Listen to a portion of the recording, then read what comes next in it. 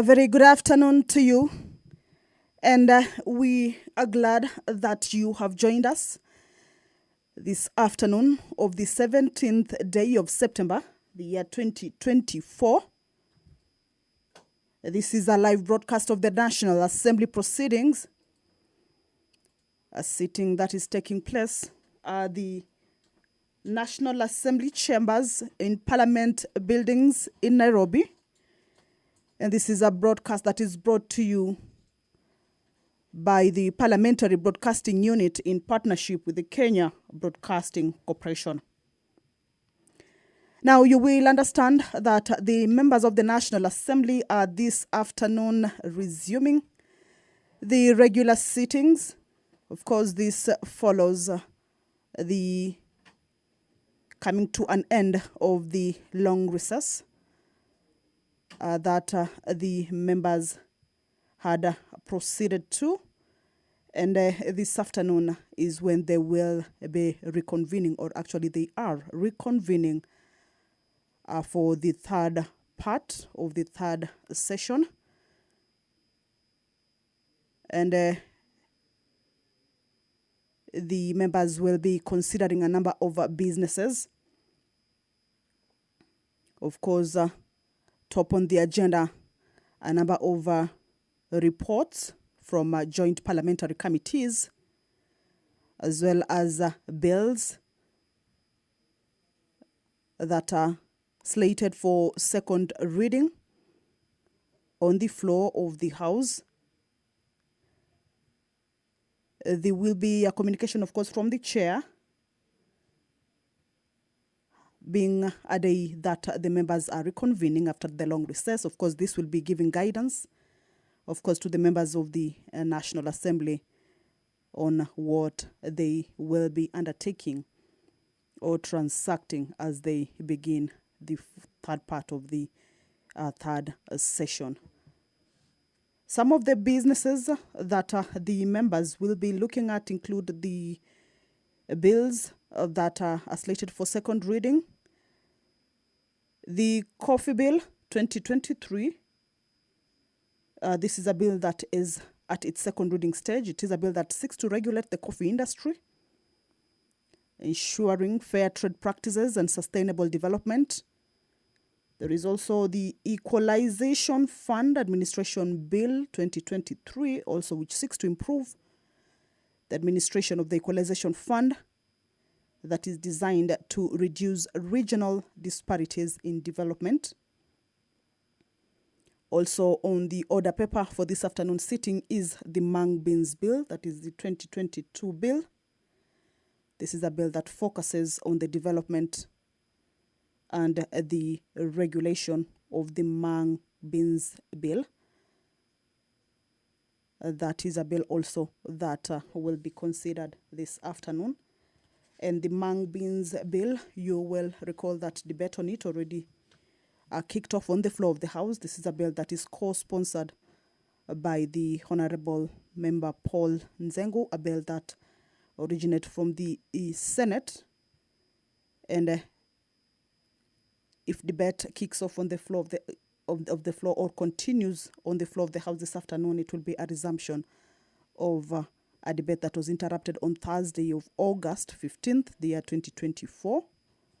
So that is part of the business that, as members reconvene this afternoon, are set to consider. There is also a motion that the members will be considering. This is a motion with regards to the enhancing reporting of parliamentary business on online platforms, a report by the Committee on Parliamentary Broadcasting and Library. This is a report that was laid on the table of the House on Wednesday, 4th of October, the year 2023. If this business takes place on the floor of the House this afternoon, it will be a resumption of a debate that was adjourned on Thursday of August 8th, the year 2024. If you're just joining us, is that this is the live proceeding of the National Assembly. The House is reconvening after a long recess. And the business that the members will be transacting this afternoon are bills that are slated for second reading, as I had indicated earlier. Also, motions. The motion on the report on the Consolidated Fund Services expenditures for the Supplementary Estimates 1 for the financial year 2024-2025. This is by the Committee. Public Debt and Privatization is also part of the motions whose debate will be resuming this afternoon, after it was adjourned on Thursday, August 8th, the year 2024. That is the Speaker of the National Assembly, Honorable Dr. Moses Wetangula, making his way into the chambers. This is the first day after that long recess. The House is convening. Hopefully we will have the quorum.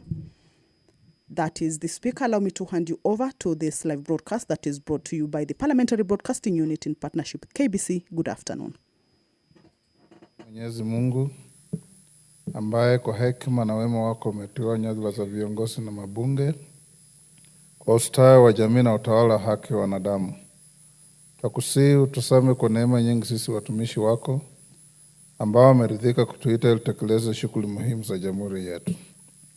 Tukuomba uteremshie baraka zako sisi tuliokutanika hapa, na utujalie tuyatende na kufikiria mambo yote yatakayofikishwa mbele yetu kwa njia ya haki na uaminifu, ili utukufu na sifa zako siendelezwe, na ili kustawisha amani, ufanisi na heri ya nchi yetu na wale ambao haja zao umesikabidhi mikononi mwetu. Amen.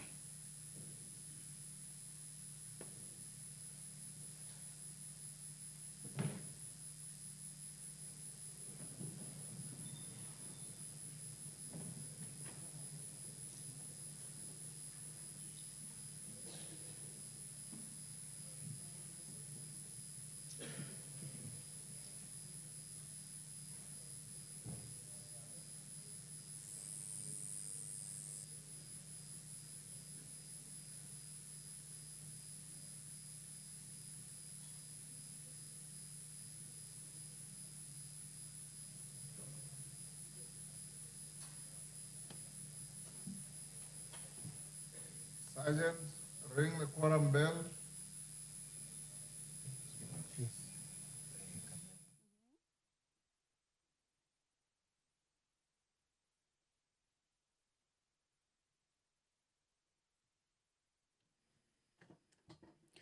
Well, as directed by the Speaker of the National Assembly, Honorable Dr. Moses Wetangula, the House lacks the requisite quorum at the commencement of the House business.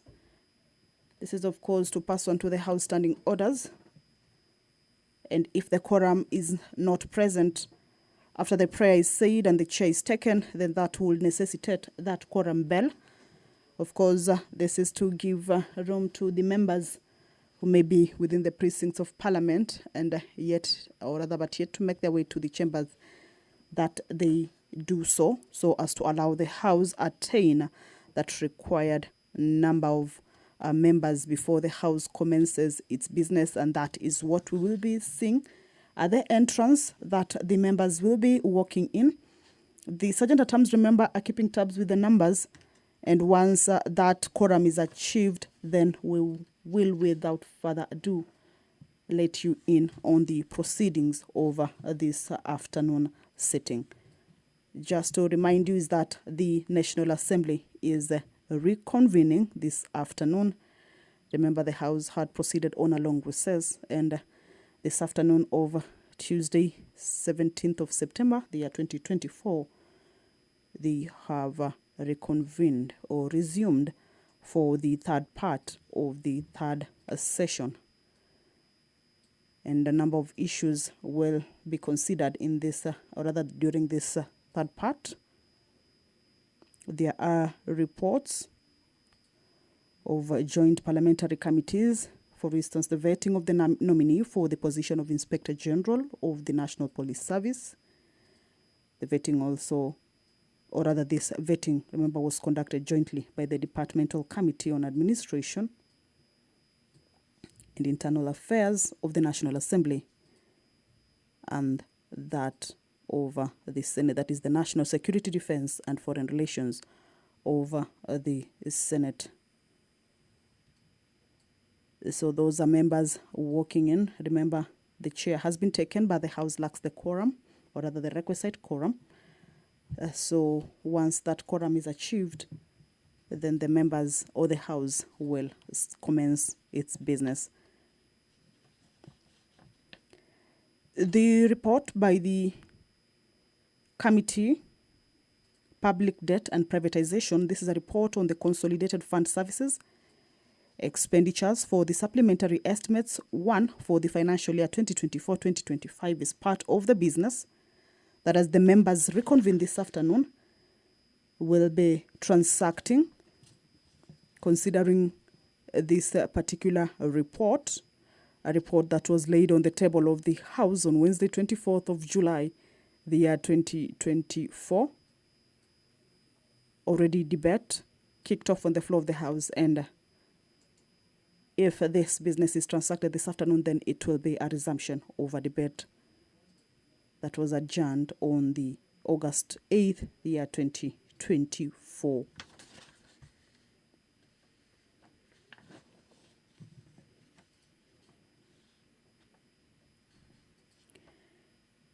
The petition, public petition, all right, that is at the far right end of your screen. That is the Sergeant at Arms indicating to the Speaker and the Clerk that the quorum has been achieved. Allow me to hand you over to this live broadcast. Good afternoon. Clerk. Order number 1, administration of oath. Order number 2, communication from the chair. Order, members on their feet, take your seats.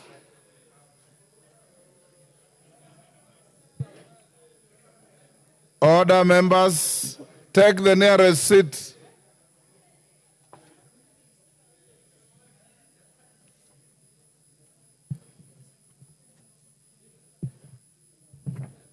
Order, honorable member, take the nearest seat. Members at the bar.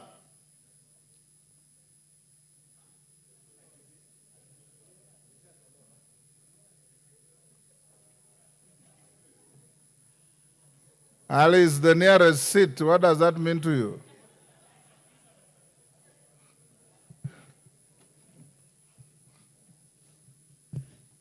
Thank you, honorable members. I have a small communication. Honorable members, I wish to welcome you back to the House for the third and last part of the third session of the 13th Parliament. I know that the recess was a working break for most committees, given the vetting of nominees proposed for appointment to various state offices and other priority matters that were referred to committees before and during the recess period. Nevertheless, it's my hope that you manage to spend some valuable time with your families and constituents and are now rejuvenated and ready to tackle the business that lies ahead. Honorable members, as we resume our sittings, the House is expected to transact several priority business, some of which is already before committees. Order, Honorable Kajwang. This includes consideration of nominees for appointment as Inspector General of the National Police Service and the Director General of the Competition Authority, which have statutory timelines. Additionally, the House shall consider key bills that are at various stages of consideration, including 4 National Assembly bills and 2 Senate bills that are currently under mediation stage. These are the Sugar Bill, National Assembly Bill number 34 of 2022. With regard to this bill, you will recall that on 1st August 2024, this House considered and rejected some of the Senate amendments to the bill necessitating mediation on the bill. Consequently, I proceeded to appoint 9 members to the Mediation Committee and designated Honorable Emmanuel Wangwe, CBS MP, who is also the sponsor of the bill, as the co-chairperson. In reference to this, I have since received communication from the Senate designating the following senators to the committee: Senator James Murango MP, Senator Richard Onyonga ABS MP, Senator David Wafula MP, Senator Catherine Muma MP, Senator Samson Cherarke MP, Senator Agnes Mudama MP, and Senator Esther Okenyuri MP.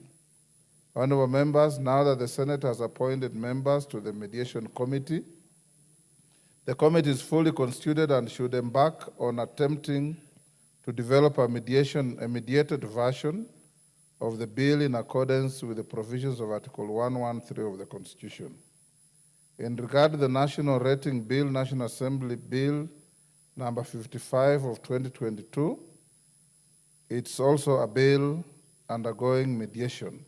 The bill was referred to a mediation committee that is co-chaired by Honorable Joash Nyamoko MP, the chairperson of the Departmental Committee on Lands.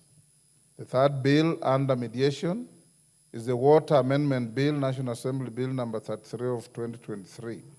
The mediation committee is co-chaired by the Honorable Kangoko Bowen MP, chairperson of the Departmental Committee on Blue Economy, Water, and Irrigation. The Conflict of Interest Bill, National Assembly Bill number 12 of 2023, sponsored by the leader of the majority party, is another bill awaiting mediation. The bill was referred to a mediation committee that is co-chaired by the Honorable George Murugara CBS MP, chairperson of the Departmental Committee on Justice and Legal Affairs. The Employment Amendment Bill, Senate Bill number 11 of 2022, which is sponsored by Senator Samson Cherarge MP, is the fifth bill also awaiting to be processed through mediation under Article 113 of the Constitution. The bill was lodged at second reading on 5th March 2024. It was referred to a mediation committee that is co-chaired by the Honorable Eric Muchangi MP, chairperson of the Departmental Committee on Labor. The Natural Resources Benefit Sharing Bill, Senate Bill number 6 of 2022, which is sponsored by Senator Danson Mungatana MP, was lost at second reading on 12th March 2024, is also awaiting mediation. It was referred to a mediation committee that's co-chaired by Honorable David Gikaria, CBS MP, chairperson of the Departmental Committee on Environment, Forestry, and Mining. Honorable members, Article 113 provides that a mediation committee must report back to both houses with an agreed version of the bill or lack thereof within 30 days of its establishment. I urge co-chairpersons and the mediation teams representing the House to expedite consideration of the 6 bills for their progression to the next stage.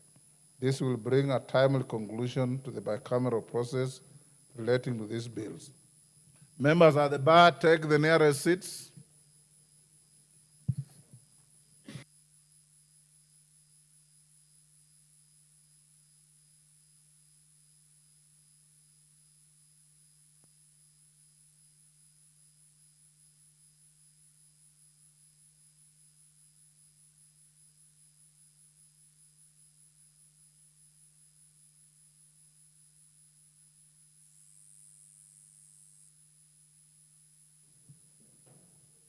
The House is expected to consider Senate amendments, if any, to 3 bills passed by the House before the recess that are meant for financing of our counties. These are the Division of Revenue Amendment Bill 2024, the County Allocation of Revenue Bill 2024, and the County Government Additional Allocations Bill 2024.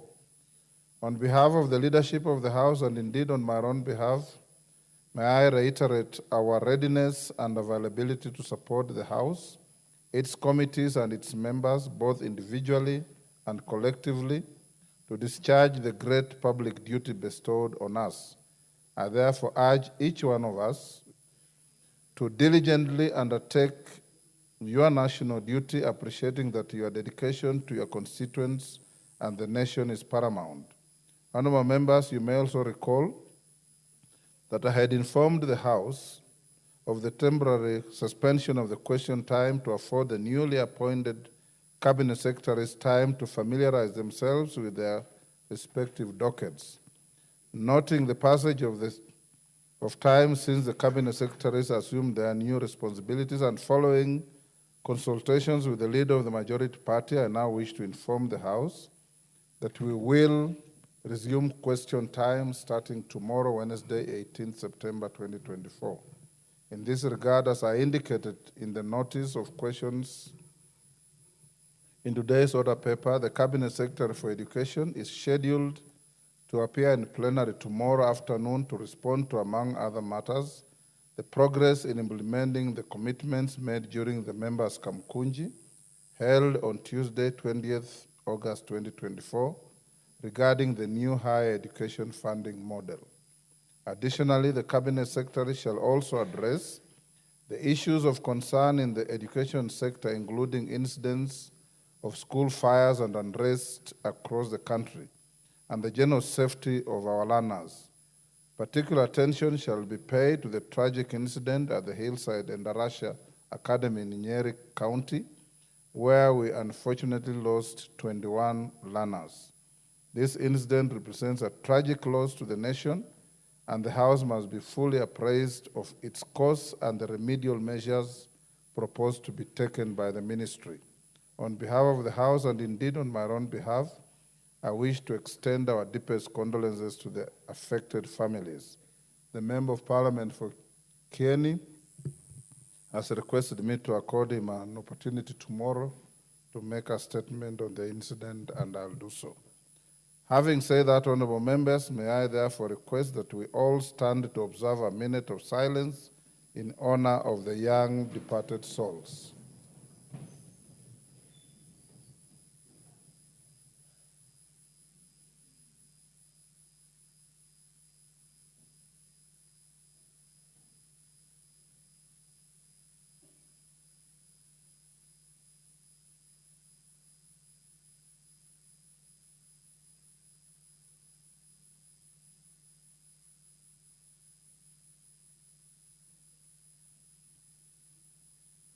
May their souls rest in eternal peace. Thank you. Next.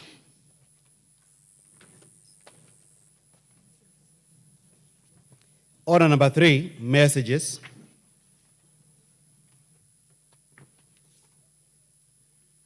Members, take your seats. Take the nearest seats.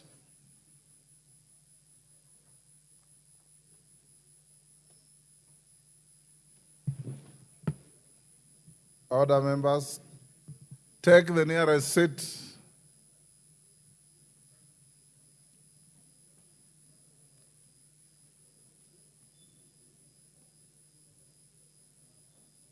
Kwenya, the nearest seat.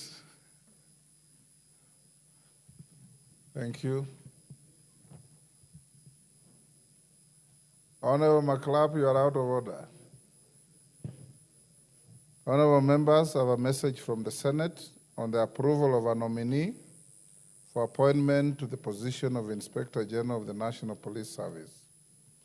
Honorable members, pursuant to the provisions of Standing Order 41-4, I wish to report to the House that on 21st August 2024, I received a message from the Senate regarding the approval of Mr. Douglas Kanja Kirocho for appointment to the position of Inspector General of the National Police Service. Honorable members, the message conveys that the Senate, by a resolution passed on 20th August 2024, approved the appointment of Mr. Douglas Kanja Kirocho as the Inspector General of the National Police Service. Honorable members, you recall that the approval hearings for the nominee for Inspector General of the National Police Service were conducted jointly by the relevant committees of the two houses of Parliament in line with established practice and in fulfillment of the provisions of Article 245(2)(a) of the Constitution. Accordingly, the Departmental Committee on Administration and Internal Security is expected to table the joint report on the vetting of the nominee this afternoon. Consequently, the House Business Committee has scheduled the said report for consideration by the House tomorrow, Wednesday, 18th September 2024, during the morning sitting. The House is accordingly guided. Next. Order number 4, petitions. Order number 5, papers. Majority Leader. Honorable Speaker, thank you very much, Honorable Speaker. I would like to lay papers on behalf of the Leader of Majority. Honorable Speaker, I beg to lay the following papers on the table of the House today, Tuesday, September 17th, 2024. 1. The following legal notices from the Minister of Mining, Blue Economy and Maritime Affairs. A. Legal notice number 120 of 2024 relating to the Fisheries Management and Development Safety and Quality Regulations 2024. Legal notice number 121 of 2024 relating to the Fisheries Management and Development Beach Management Unit Regulations 2024. C. Legal notice number 122 of 2024 relating to the Fisheries Management and Development Inland Fisheries Regulations 2024. Legal notice number 123 of 2024 relating to the Fisheries Management and Development Fish Levy Trust Fund Order 2024. Legal notice number 124 of 2024 relating to the Fisheries Management and Development General Regulations 2024. Legal notice number 125 of 2024 relating to the Fisheries Management and Development Marine Fisheries Regulations 2024, and H. Legal notice number 127 of 2024 relating to the Fisheries Management Development Recreational Fisheries Regulations 2024. 2. Legal notice number 130 of 2024 relating to the Pest Control Products Registration Regulations 2024 and the explanatory memorandum from the Minister of Agriculture and Livestock Development. 3. Legal notice number 131 of 2024 relating to the Kenya Defence Forces Court Martials Appeals Rules 2024 and the explanatory memorandum from the Minister of Defence. 4. The proposed budget ceiling for each constituency for the financial year 2024-2025 from the National Government Constituencies Development Fund Board. 5. Honorable Speaker, reports of the Auditor General and financial statements of the National Government Constituencies Development Fund, NGCDF, for the year ended 30th June 2024 and the certificates therein in respect of the following constituencies: Belgut, Bomachoge Borabu, Borabu, Dagoretti North, Embakasi Central, Embakasi East, Embakasi North, Embakasi South, Embakasi West, Juja, Kabete, Kaloleni, Kiambu, Kikuyu, Kirinyaga Central, Konoin, Kuria West, Langata, Lari, Makadara, Nyaribari Chache, Nyaribari Masaba, Ruiru, Sigowet Soin, Wajir East, and West Mugirango. Honorable Speaker, I thank you.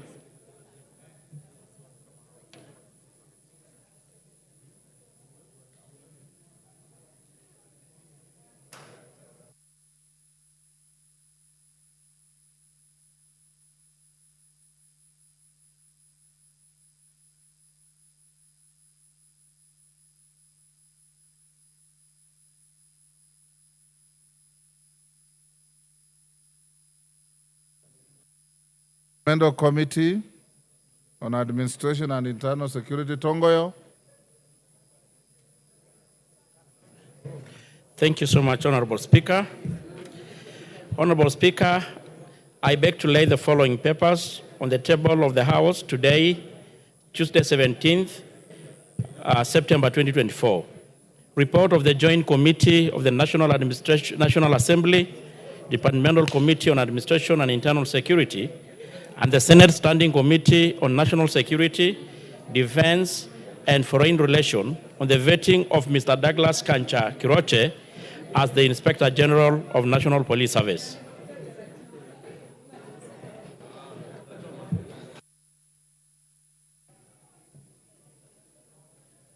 Thank you.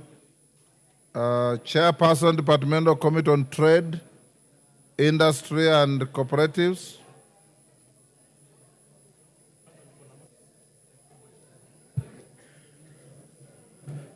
Gakuya. Yes, Honorable Speaker. Honorable Speaker, I beg you to lay the following paper on the table of the House today, Tuesday, 17th September 2024. Report on the Departmental Committee on Trade, Industry and Cooperatives of the budget implementation monitoring for the FY 2022-2023 for the following state departments. Vote 1173, the State Department for Cooperatives. Vote 1174, State Department for Trade. Vote 1175, the State Department for Industry. Vote 1176, the State Department for Micro, Small and Medium Enterprises Development. And vote 117, the State Department for Investment Promotion. I beg to lay. Thank you. Next order.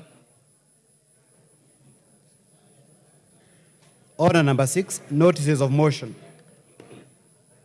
Robert Mbui. Thank you, Mr. Speaker. Honorable Speaker, pursuant to Standing Order 33(1)C, I rise to seek leave of the House for the adjournment of the House for the purpose of discussing a definite matter of national importance regarding the implementation of the competence-based curriculum student transition. Honorable Speaker, as enactment of the CBC continues, the Pioneer CBC class is expected to transition to grade 9 commencing in January 2023. However, this transition has caused increased apprehension among parents and widespread concern on the preparedness of the education sector with regard to the transition. Of importance, Mr. Speaker, is the matter of infrastructure, which was initially to be lodged within secondary schools. However, the Presidential Working Party on Education Reforms recommended for the transition to remain in primary schools. Additionally, the practicality of putting up classrooms and other facilities like laboratories by December 2024, before the start of grade 9 lessons in January 2025, is in doubt. At present, the transition is also marred with the issue of shortage of JSS teachers, crucial to the success of the program. Honorable Speaker, it is against this background that I seek leave for adjournment of the House to discuss this matter of great national concern with a view to exploring possible solutions in order to advise the key players, stakeholders, and the country at large. Thank you, Mr. Speaker. Members? Thank you. Do you have the requisite support numbers?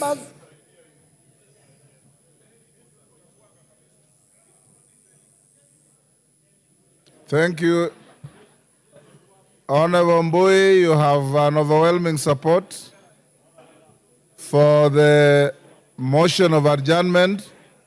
Other members, Honorable Mbui, you will be allocated to move your motion at 5:30. 5:30. Chairperson, Departmental Committee on Administration and Internal Security, Tongoyo. Thank you, Honorable Speaker. Honorable Speaker, I beg to give the notice of the following motion, that taking into consideration the finding of the Joint Committee on National Assembly, Departmental Committee on Administration and Internal Security, and the Senate Standing Committee on National Security, Defense and Foreign Relations, in its report on the vetting of Mr. Douglas Kanja Kiroche for the appointment as Inspector General of the National Police Service, laid on the table of the House on Tuesday, 17 September 2024, and pursuant to the provision of Section 12(1) of the National Police Service, Act Cap 84, and Section 3 and 8 of the Public Appointment Act, Cap 7F, this House approved the appointment of Mr. Douglas Kanja Kiroche, CBS, OGW, as the Inspector General of the National Police Service. Thank you, Mr. Speaker.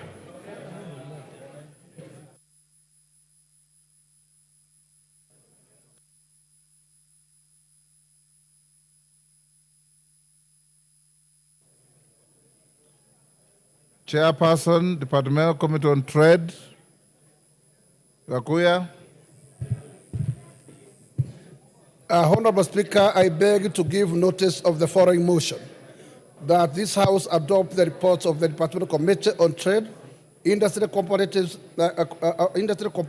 on Budget Implementation, monitoring for FY 2022-2023 for the following State Department, laid on this table of this House on Tuesday, 17th September 2024. Vote 1173, the State Department for Cooperatives. Vote 1174, the State Department for Trade. Vote 1175, the State Department for Industry. Vote 1176, the State Department for Micro, Small, and Medium Enterprise Department. And vote 117, the State Department for Investment Promotion. Thank you, Mr. Speaker. Thank you. Next order.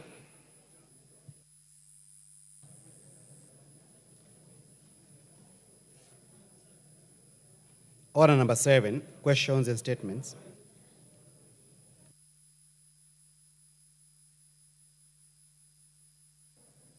Member for Saboti.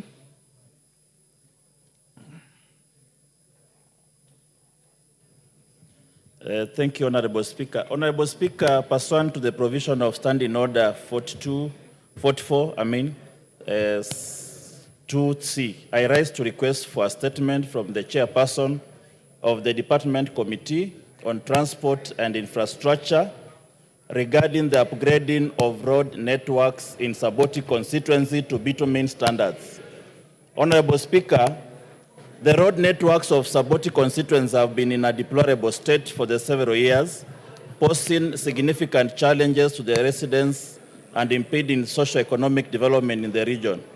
Specifically, Kitale-Kipsongo Kinyoro Road, that is C626, Kambimiwa-Kaptama Road, that is B13, and Babton-Endebes Road, B123, measuring approximately 79 kilometers, which are in dire need of construction and upgrading to bitumen standards. These roads, which primarily serve as routes of transportation of goods and lives, have deteriorated to a point that they are impassable during the rainy seasons, hampering the movement of the residents. Sadly, the residents' outcry for better roads has been in vain, and there is urgent need to address the state of the named roads. Honorable Speaker, it is against this backdrop that I seek a statement from the chairperson of the Department Committee on Transport and Infrastructure on the following. 1, state when the Ministry of Roads and Transport intends to undertake construction works on Kitale-Kipsongo Kinyoro Road, C626, Kambimiwa-Kaptama Road, B13, and Babton-Endebes Road, B123 in Saboti constituents. 2, provide details on the budget allocation for construction of the roads in the financial years 2023-2024 and 2024-2025, including the contract details for works on the named roads. 3, provides details of the outstanding scope of works, schedule for commencement of the construction of the said roads projects, as well as the expected completion timelines. And lastly, explain the long-term plans by the ministry that have been put in place to ensure that Saboti constituents road network is upgraded to bitumen standards. I thank you, Honorable Speaker. Chairman Rhodes, is GK in the house? From there. Yes, GK, 2 weeks. Give him the mic.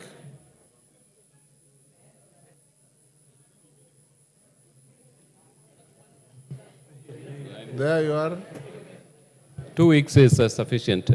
Thank you. Speaker, sir. Before I call the next honorable members, allow me to acknowledge in the public gallery the presence of Christ the King Kirwara High School from Gatanga in Muranga. On my behalf and on behalf of the House, we welcome the students and their teachers to the House of Parliament. Next, Badi Twalib.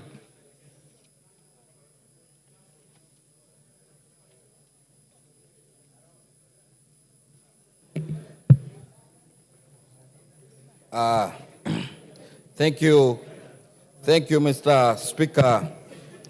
Honorable Speaker, pursuant to Standing Order 43.1, I wish to make a general statement regarding the untimely passing on of Hasmukh Patel, commonly referred to as Hasu, the owner of Mombasa Cement, that occurred on Monday, 29th August 2024, while he was being rushed to a private hospital in Nyali, Mombasa. Mr. Speaker, the late Hasu Patel of Mombasa Cement was my constituent. I was introduced to him in 2007 when I was a councillor by my father-in-law and former member of parliament for Changamwe constituency, the late Honorable Ramadhan Sef Kajembe, who was also a good friend of Hasu's father, the late Mzee Kanjibai. Honorable Speaker, the late Patel was the founder of one of the Kenya's biggest cement manufacturers, Mombasa Cement, through his late father, Mzee Kanjibai. He was also the director of Corrugated Sheets Limited in Kenya with his main office in my constituency in Mikindani, Jomvu constituency, as well as a Tororo Cement, which is based in Uganda. The passing on of Hasmukh Patel has robbed the people of Kenya, in particular the coast and the eastern region, where he operated his businesses, of a leader whose contribution to the county and the whole of country at large during his life will forever be treasured. Hasmukh Patel was an accomplished industrialist and a philanthropist. Honorable Speaker, through his foundation, Hasmukh Patel supported needy students across the country with scholarships. He has also sponsored various charitable causes across several industries. As a philanthropist, Hasmukh Patel championed environmental conservation, with the most notable one being an initiative where he supported the transformation of Kibarani dump site in Mombasa into a park. He also contributed to the health sector by contributing towards improving healthcare infrastructure and promoting access to healthcare for underprivileged communities, Mr. Speaker. For his efforts, Patel received the Moran of the Burning Spear MBS in 2021 and was appointed as a Kenya Chamber of Commerce and Industry Director. Honorable Speaker, his passing makes a dark moment not only for his family, Jomvu residents, and Mombasa County, but for the country at large. Kenya has lost a candid, devoted public servant, hard-working leader, and true son of Kenya who endeavored to give everything for what he believed in with great courage, tenacity, and humanity, Mr. Speaker. He always reached out to national leaders from the county to chart the course for bettering the well-being of residents of the country. Honorable Speaker, I, Honorable Badi Twali Badi, express my heartfelt condolences to the family of the late Hasmukh Patel, the entire fraternity of Mombasa County, his friends, and the country at large for the loss of a fatherly, transformative leader. May the soul of the late Hasmukh Patel rest in eternal peace. I thank you, Mr. Honorable Speaker, and Father,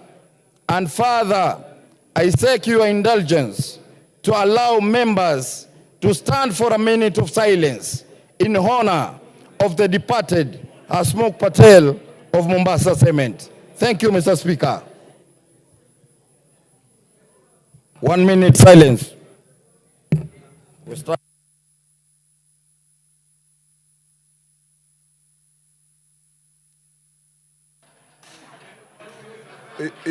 You have no authority to say that. Take your seat. Murugara. Alpha Miruka, order by the Twalib. You finished, right?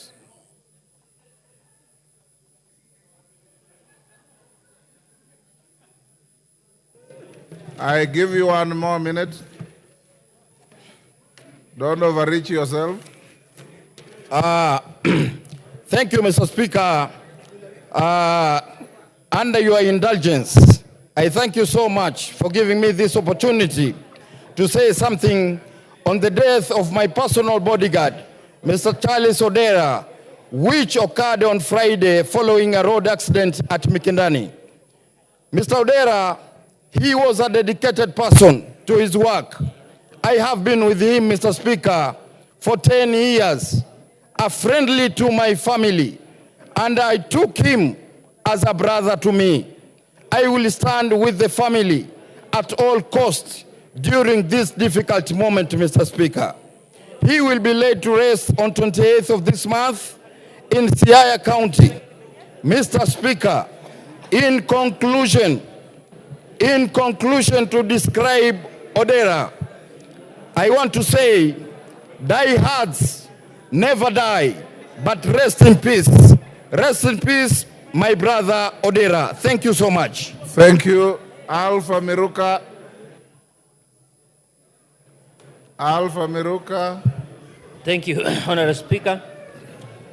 Honorable Speaker, pursuant to the provision of Standing Order 295D, 2A, I rise to pay tribute to the former Member of Parliament for Bomachoge Chache, the late Honorable Simon Nyaundi Ogari, who passed away on Tuesday, 10th September 2024 in his home, Karen. Honorable Speaker, the late Honorable Simon Ogari was born 31st May 1956.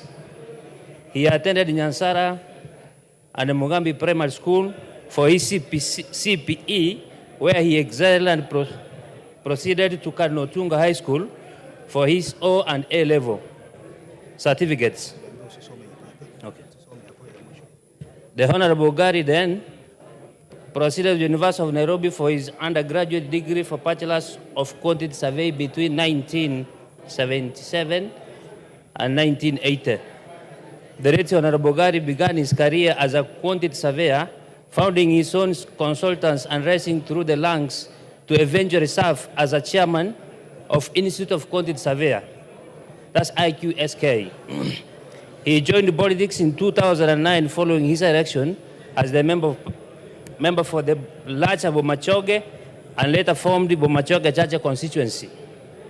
Honorable Speaker, he was a studio legislator who contributed to Parliament and its committees, and the plenary were invaluable. He served as an assistant minister for transport, information and communication, and trade on the 10th Parliament and in the 11th Parliament.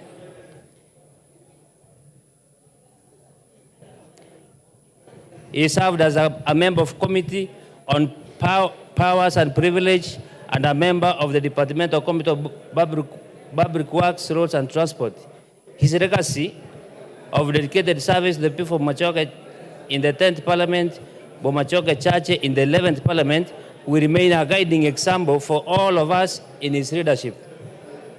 Honorable Speaker, on my own behalf and the people of my constituency, I wish to take this opportunity to condole with the family of the late Honorable Simon Nyaundi Ogari, his relatives and friends, and the people of Kenya at large. May his soul rest in eternal peace. Thank you, Honorable Speaker.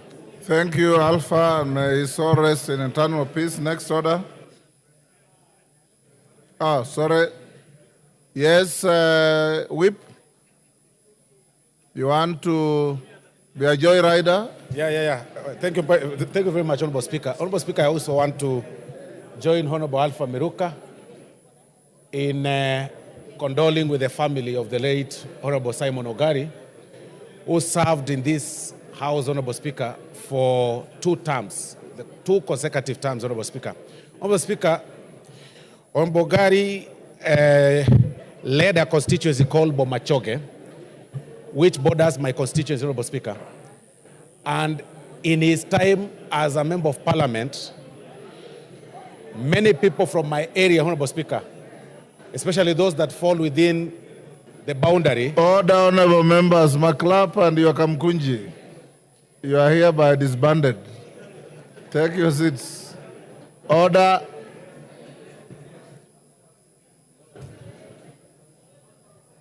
Order, Yegon and your team. Yegon and your team, order. I can hardly hear what the honorable member is saying. Thank you very much, Honorable Speaker. Honorable Speaker, as I was saying, that during his time or tenure as a member of parliament, because his constituency happens to be, or the constituency that he led happens to be, very close to mine, and we actually share a very close boundary and a common school that, of course, people raise boundary issues sometimes by saying, it falls within South Mugrango, and others say it's within Bomachoge. But in his time as a member of parliament, Honorable Speaker, when disbursing bursaries, he would give people, regardless of where they came from, as long as they happen to be within that boundary jurisdiction, Honorable Speaker. Gusii region has lost a great son of the soil. Gusii region has lost a great leader. Gusii region has lost a public servant who dedicated his life for public service. And on behalf of the entire nation of Gusii and the people of South Mugrango, we say that may his soul rest in eternal peace. Thank you very much, Honorable Speaker. Rueda.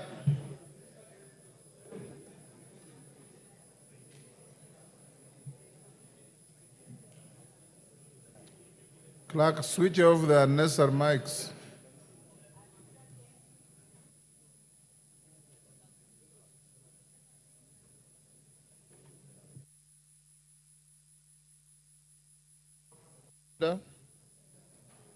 There is one on your left. Asante Bwana Spika, nami nichukue nafasi hii nitoe rambirambi zangu mimi na familia yangu na wataalamu kwa jumla kwa mheshimiwa aliofariki. Pia nami nichukue nafasi hii nitoe rambirambi zangu kwa familia ya Deputy Governor wa Lamu aliyefariki. Mungu aiweke roho yake pahali pema. Deputy Governor alikuwa mtu mzuri, mtu mwenye ukakamavu, na maskini ameacha familia ndogo. Mwenyezi Mungu aisaidie familia yake, ile pengo iliyoko Mungu aijaze ile pengo, na gavana wetu wa Lamu na watu wa Lamu County kwa jumla, Mwenyezi Mungu atupe subra na Mwenyezi Mungu atupe badali, na inshallah gavana Mungu amwezeshe afanye uamuzi wa busara. Natoa pole kwa watu wa Mpeketoni, familia na watu wote wa Lamu kwa niaba ya familia yangu na watu wangu wa Lamu Mashariki. Tumekosa mtu muhimu, lakini Mungu anampenda zaidi. Asante. Thank you. Next order.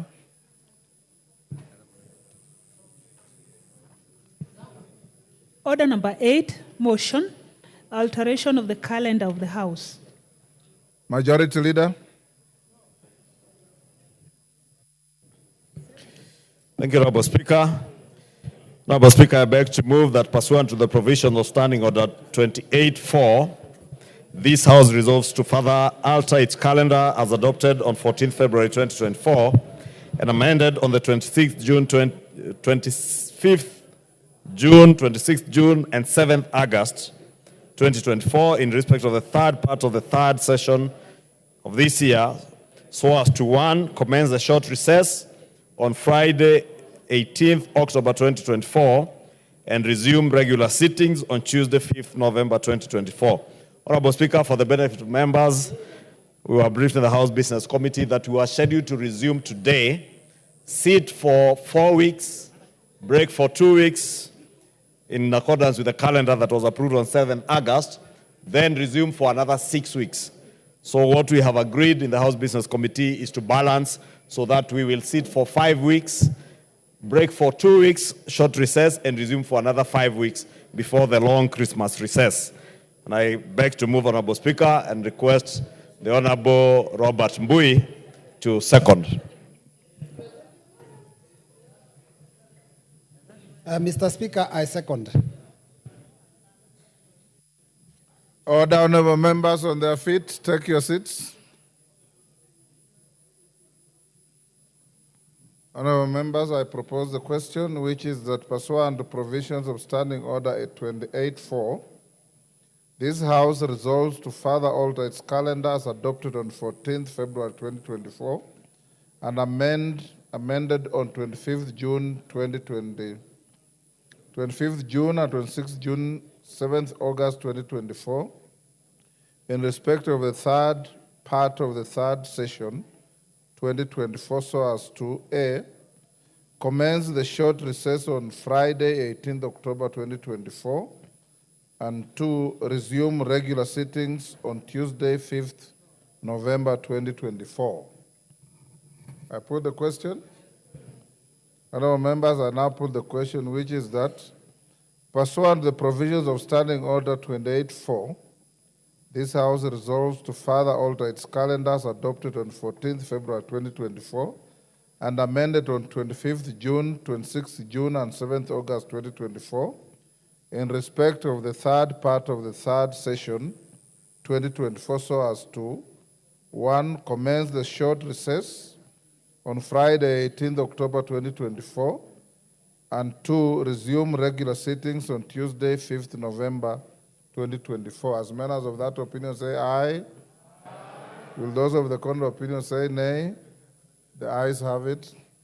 Next order. Order number 9, the Mung Beans Bill, Senate Bill number 13 of 2022. Second reading, resumption of debate.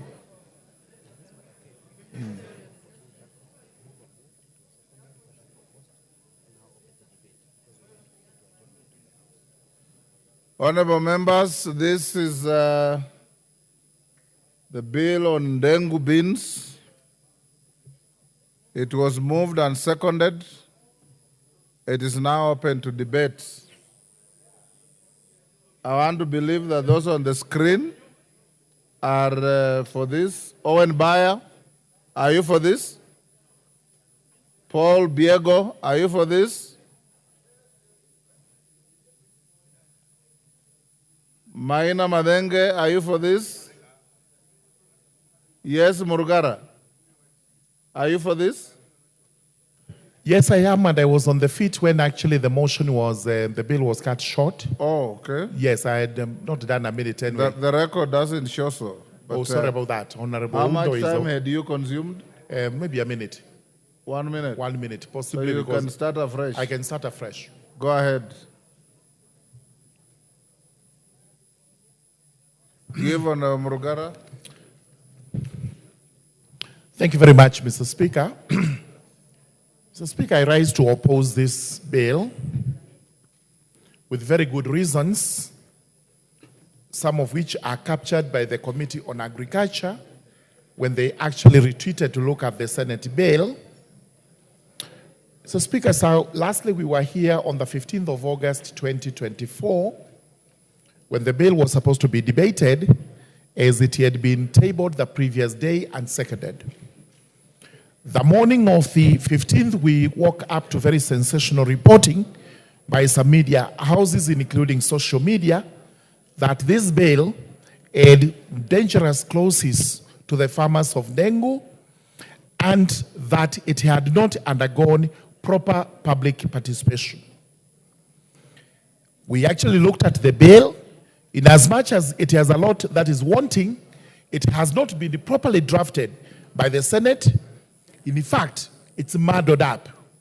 It's a bill that ought to be cleaned, and it can only be cleaned if it is either rejected or massive amendments are made to it. But 2 reasons why I actually oppose this bill is because of want of public participation.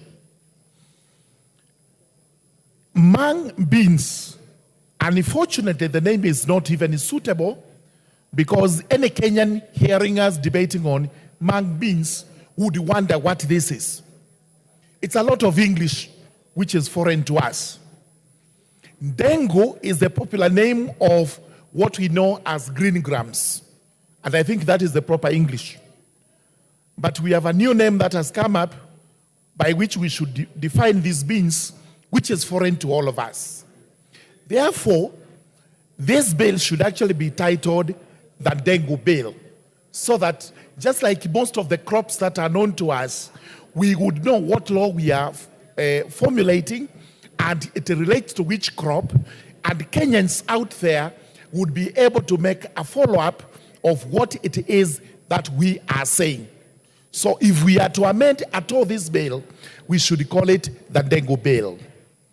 Number two, from the committee observations, it is clearly noted that the Dengu beans, or the Dengu itself, is grown in some counties that are in the eastern region of the country.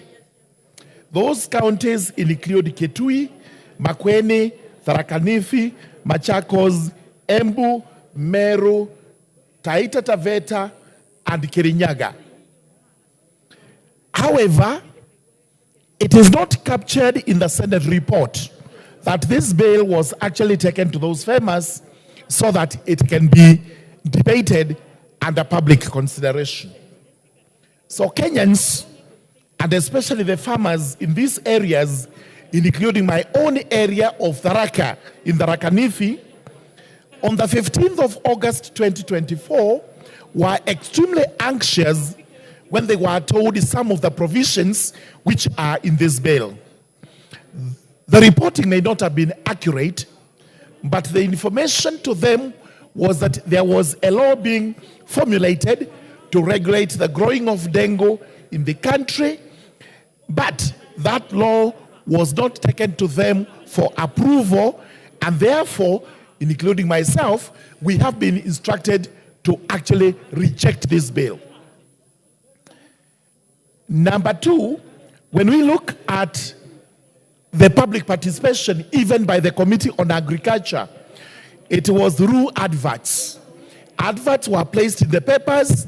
The public did not respond, apart from a few corporations which have interest in the crop, including the research institutions. The net effect was this: we have a bill that has not undergone proper public participation. This bill should actually be withdrawn. It should actually be rejected by this House if it cannot be withdrawn, so that first and foremost we have proper public participation. Take the bill to Tharaka so that it goes round. Take the bill to Kitui County. Take it to Meru, Embu, Kirinyaga, Taita Taveta, Kitui, Machakos, and Makueni, so that citizens can actually discuss the contents of the bill. Number two, I oppose the bill because it does not seem to address the problems that bedevil this crop to the root. The Committee on Agriculture has made very important observations that the crop, in spite of being grown widely, does not fetch a lot in the market. This is because we have not had proper production, husbandry of the crop, and also the government has not given the support that is required. The net effect is, if we are to have a law on the dengue beans, or the Mung beans, or whatever they are called, or whatever they are going to be called, then we must see clearly what role the government is going to play. If farmers are to be registered so that they get government help on growing this crop, the mode must be clearly set out so that there is no misinformation. Because the misinformation that is doing the rounds in the counties is that you will not be able to grow dengue unless you are registered with the county government. and that failure to register with the county government will attract a fine of not more than 1 million shillings or a prison term of 2 years or both. That may not be entirely correct from this bill, but farmers need to understand exactly why they are being called upon to actually register. We must also have clearly defined roles of those persons who actually buy dengu, and they are known as brokers. These are the people who have actually confined the growers of dengu, including those in the Raka, to penalty because they buy this crop at very cheap prices. Therefore, we must have regulations on how the pricing, the marketing, and everything else that goes with the selling of the crop is regulated. Another reason why I oppose this bill is that it has provisions regarding what the county governments are supposed to do. And those provisions are elaborate. That the county government will do this and that. The county government is prescribed to do as follows, the net effect of which is for the House of Parliament, the Senate and the National Assembly to make rules and regulations regarding county governments. I do not think this House has the power to do so because counties are devolved units and they have their own assemblies. It is those assemblies that are supposed to make laws governing what county governments do.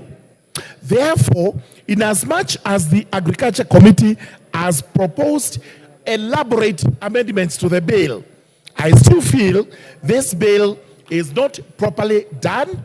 It was not properly drafted. In fact, the Senate never thought through about this bill. It appears to have been rushed, as a result of which it has found itself here when it is half-baked. We must remove that half-baking by actually returning this bill to the Senate so that they can give it a proper consideration. Once a proper bill is formulated through proper public participation and we are made to contribute to it, we will no doubt support it because the dengue crop requires a very elaborate law that is going to help us grow this crop. We are able to produce it and we are able to market it as is required. In the countries like India and the others that are cited here, the crop is actually grown in what I would term as systematic production. Here in Kenya, it is grown as ad hoc. We must bring this to an end. With those remarks, I do oppose the bill.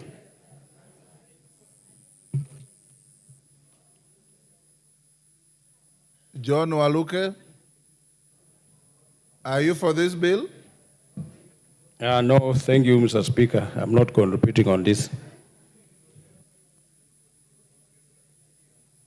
Beatrice Elachi, are you for this bill? No. No, Speaker. Maina Madenge, are you for this bill? No, Honorable Speaker. Jerry Maina, are you for this bill? No, Speaker. Daniel Carrido, are you for this bill? No, Mr. Speaker. Then get off the screen. Kuria Kimani, are you for this bill? Justice Kemei, are you for this bill? The Dengu bill. Go ahead. Thank you, Mr. Speaker, for giving me this opportunity to add my voice to the Mung Beans Bill. Mr. Speaker, the bill, when it came from the Senate, we looked at it as a Committee of Agriculture. And indeed, the way the Honorable Murongaru puts it, we made quite a number of changes to be able to support the Senate who originated the bill. When we did this, Mr. Speaker, we recognized that mung beans, or ndengu, as is famously known in this country, is a very critical crop when it comes to food nutrition and when it comes to food self-sufficiency in this country. And given a regulatory environment that is ideal, we will be able to meet the objectives of having this crop in this country. Mr. Speaker, the issue of public participation has come in. We as a Committee of Agriculture did our level best within the confines of the time given in terms of preparation of the bill.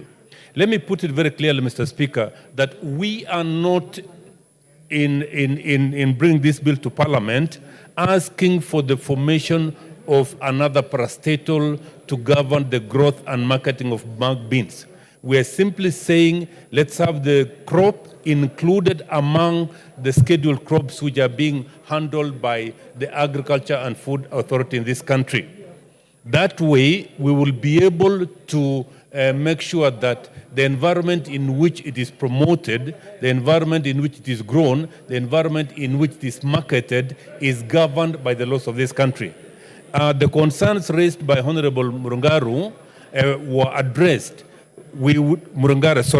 And we would wish that instead of us throwing away the bill, let us look at it at the committee stage and make the necessary recommendations so that this bill can be used to improve the growth of mung beans in this country. With those few remarks, Mr. Speaker, I do support and maybe ask my colleague who is in front of me to bring in the changes he so desires so that we can have this crop governed in terms of regulatory purposes. Thank you, Mr. Speaker.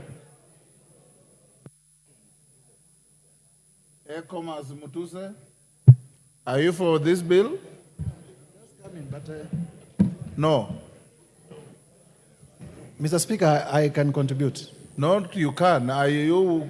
Yes. Okay, go ahead. Thank you, Mr. Speaker, for the opportunity to contribute to the Mung Beans Bill, which is a Senate bill. Mr. Speaker, as you are aware, ndengu is majorly grown in the southeastern region of this country, Tharaka and other ASO regions. And therefore, it is an important crop in terms of the household economies of the constituents whom I represent.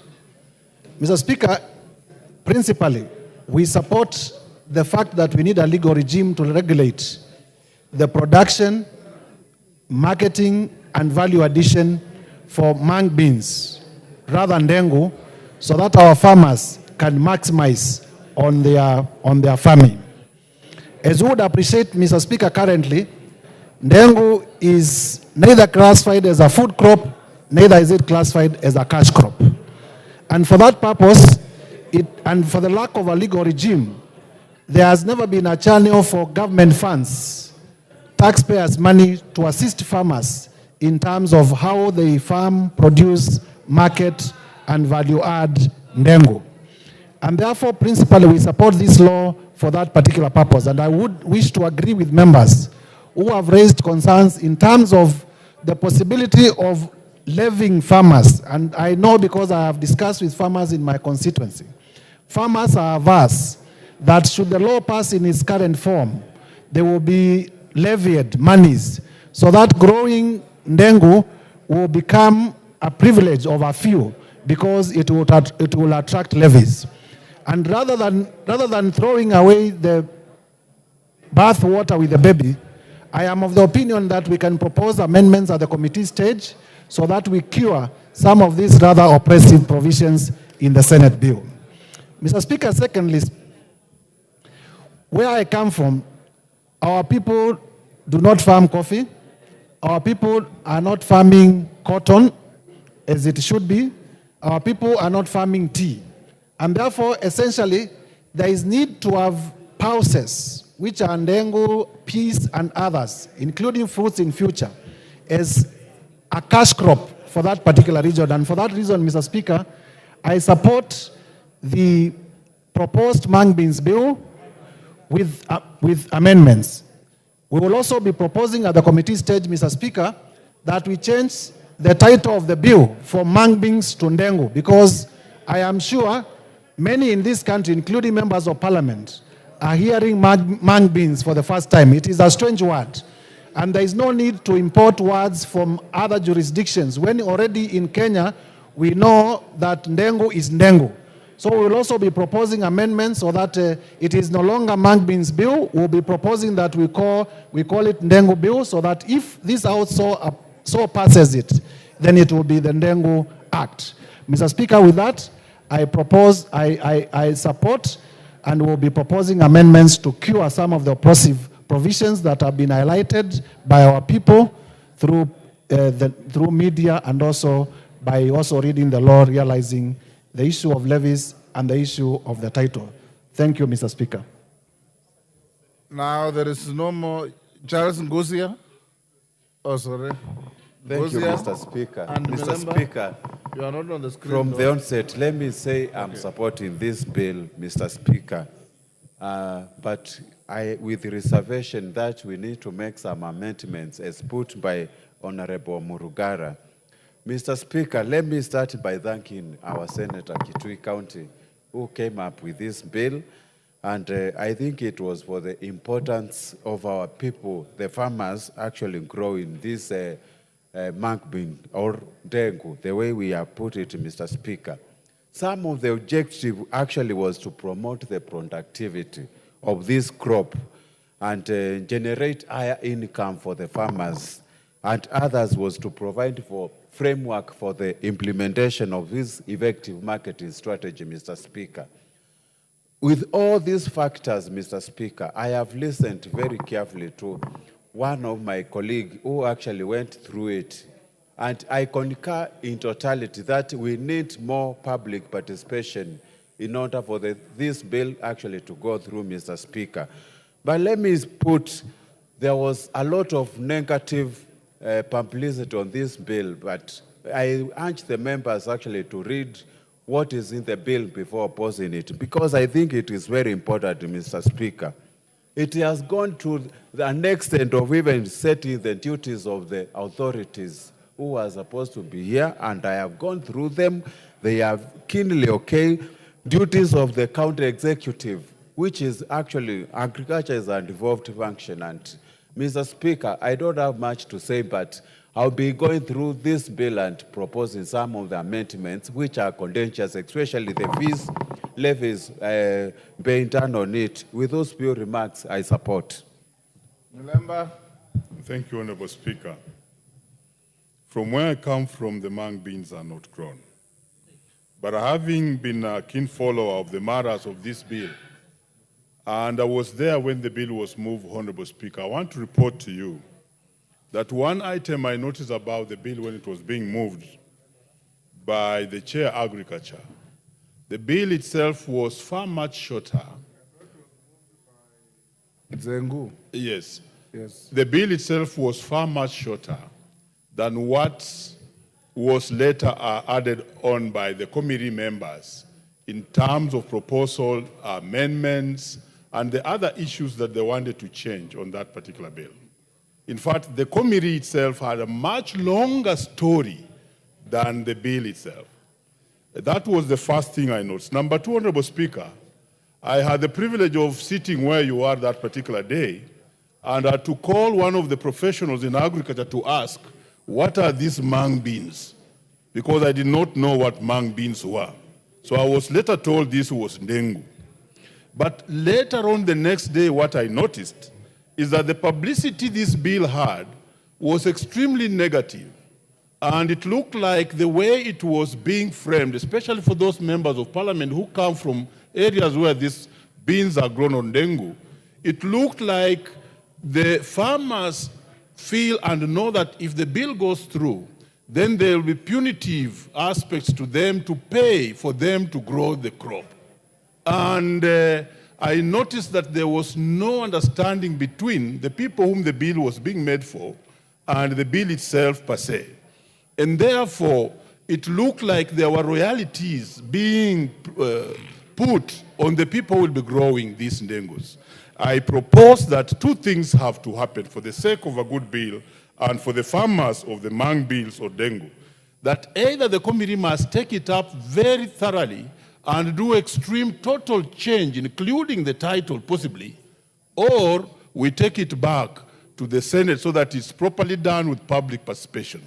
Honorable Speaker, I think I take the second option.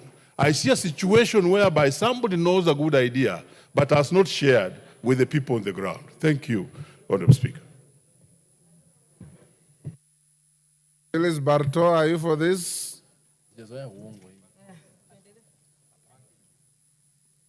There being no interest in further contributions, I call the mover to reply. Where is Honorable Nzengu?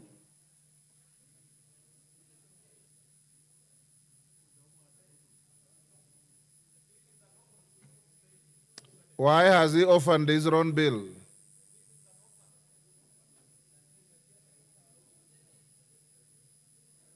Clerk.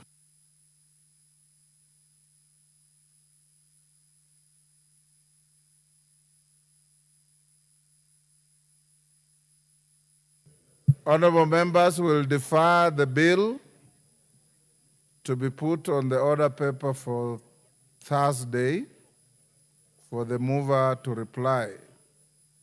Those who have an interest, tell Honorable Nzengu to come and reply to the bill. Next order. Order number 10, the Coffee Bill, Senate Bill number 10 of 2023, second reading. Majority Leader. Owen, is it you? Dr. Mutunga, you are the one moving? Yes, sir. Go ahead. Honorable Chair. Thank you very much, Honorable Speaker. Honorable Speaker, I stand to move the Coffee Bill, which is the Senate Bill number 10 of 2023. Honorable Speaker, this bill was read the first time on 16th of April 2024 and subsequently committed to the Committee on Agriculture and Livestock Development for consideration. Honorable Speaker, the committee has considered this bill and invited stakeholders for public participation to submit memoranda and their comments on the bill, and the same has been captured in the revised version of the bill and will be brought to this House during the third reading. Honorable Speaker, a brief background on the coffee industry in this country. Coffee, Honorable Speaker, was first planted in Kenya upon introduction in Taita Hills at a place called Bura.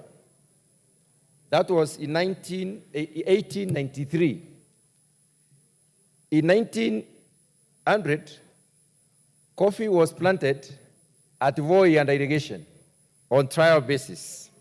And later on, in 1904, it was planted in Kikuyu.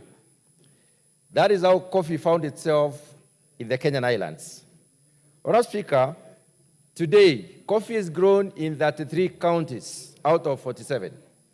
So it's really a crop that is of socioeconomic nature in most of the counties of this country. It is grown by not less than 800,000 smallholder farmers and not less than 4,000 estates, which means it is both an estate or land scale and a small scale older crop.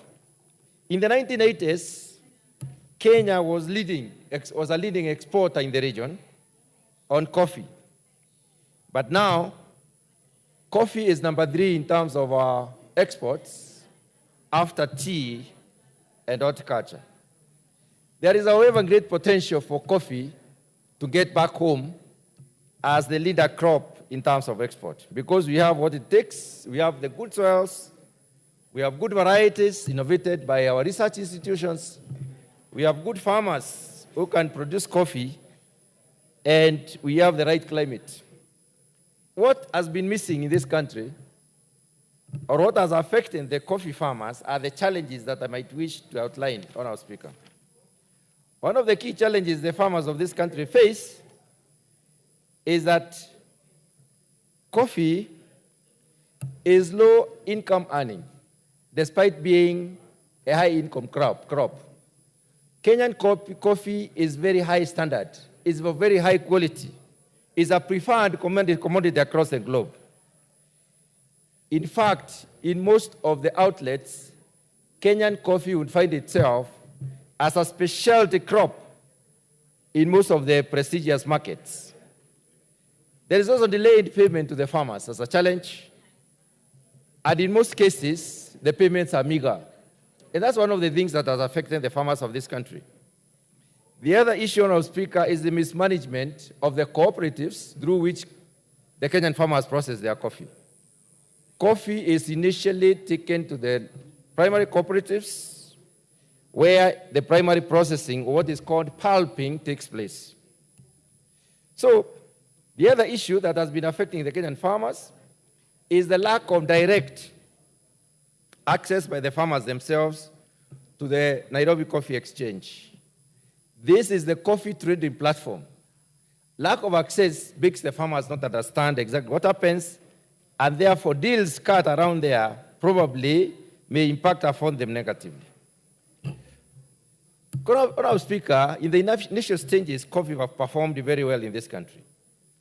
Kenya lags behind countries like Ethiopia and Uganda in terms of production, and in some cases, productivity. Productivity in the sense that we are looking at the yield per tree and production in terms of the collective total that we produce.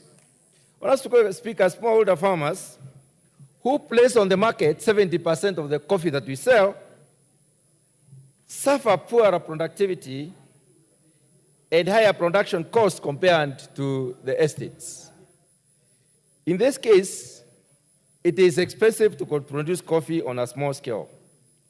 This is mainly due to the governance issues that you find in the cooperatives, as I mentioned earlier, the insufficiency of the tariff processing, which burdens smallholder farmers with higher processing costs. Lack of transparency within the factories themselves and the management attributes, and therefore the farmers do not get to know the exact reality about their crop. Productivity of coffee in this country, Honorable Speaker, is very low. I wish to state that on average, a Kenyan coffee tree, Kenyan farmer coffee tree, would give us 2 kilos per tree, when we have the potential to get 20 kilos per tree, or even more. Honorable Speaker, on a small scale level, we can only get 2 kilos per tree.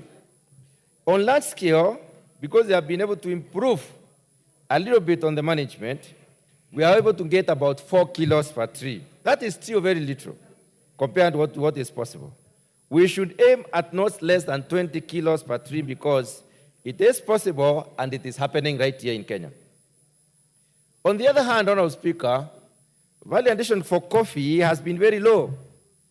We are utilizing only 30% of the installed capacity to process coffee in this country, which means we have capacity to process a lot of coffee, but 70% of that capacity lays idle.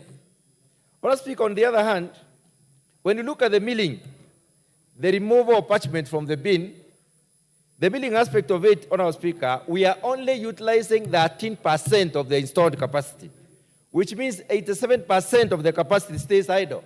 And this is because coffee was abandoned by the farmers out of the problems that I've highlighted. So value addition is poor, and therefore it means that most of the coffee in this country is not value added. Honorable Speaker, our consumption capacity as at now is 5% of the coffee that we produce. That means we sell 95% of the coffee. What that tells you is that the low processing capacity or value addition capacity of the country has only been able to turn around 5%, which we consume as a country. The rest of the coffee we sell as raw materials for others to process. We export jobs. Honorable Speaker, we need to embark on processing coffee in this country so that we can be able to employ our youth. There are several government interventions that are noteworthy.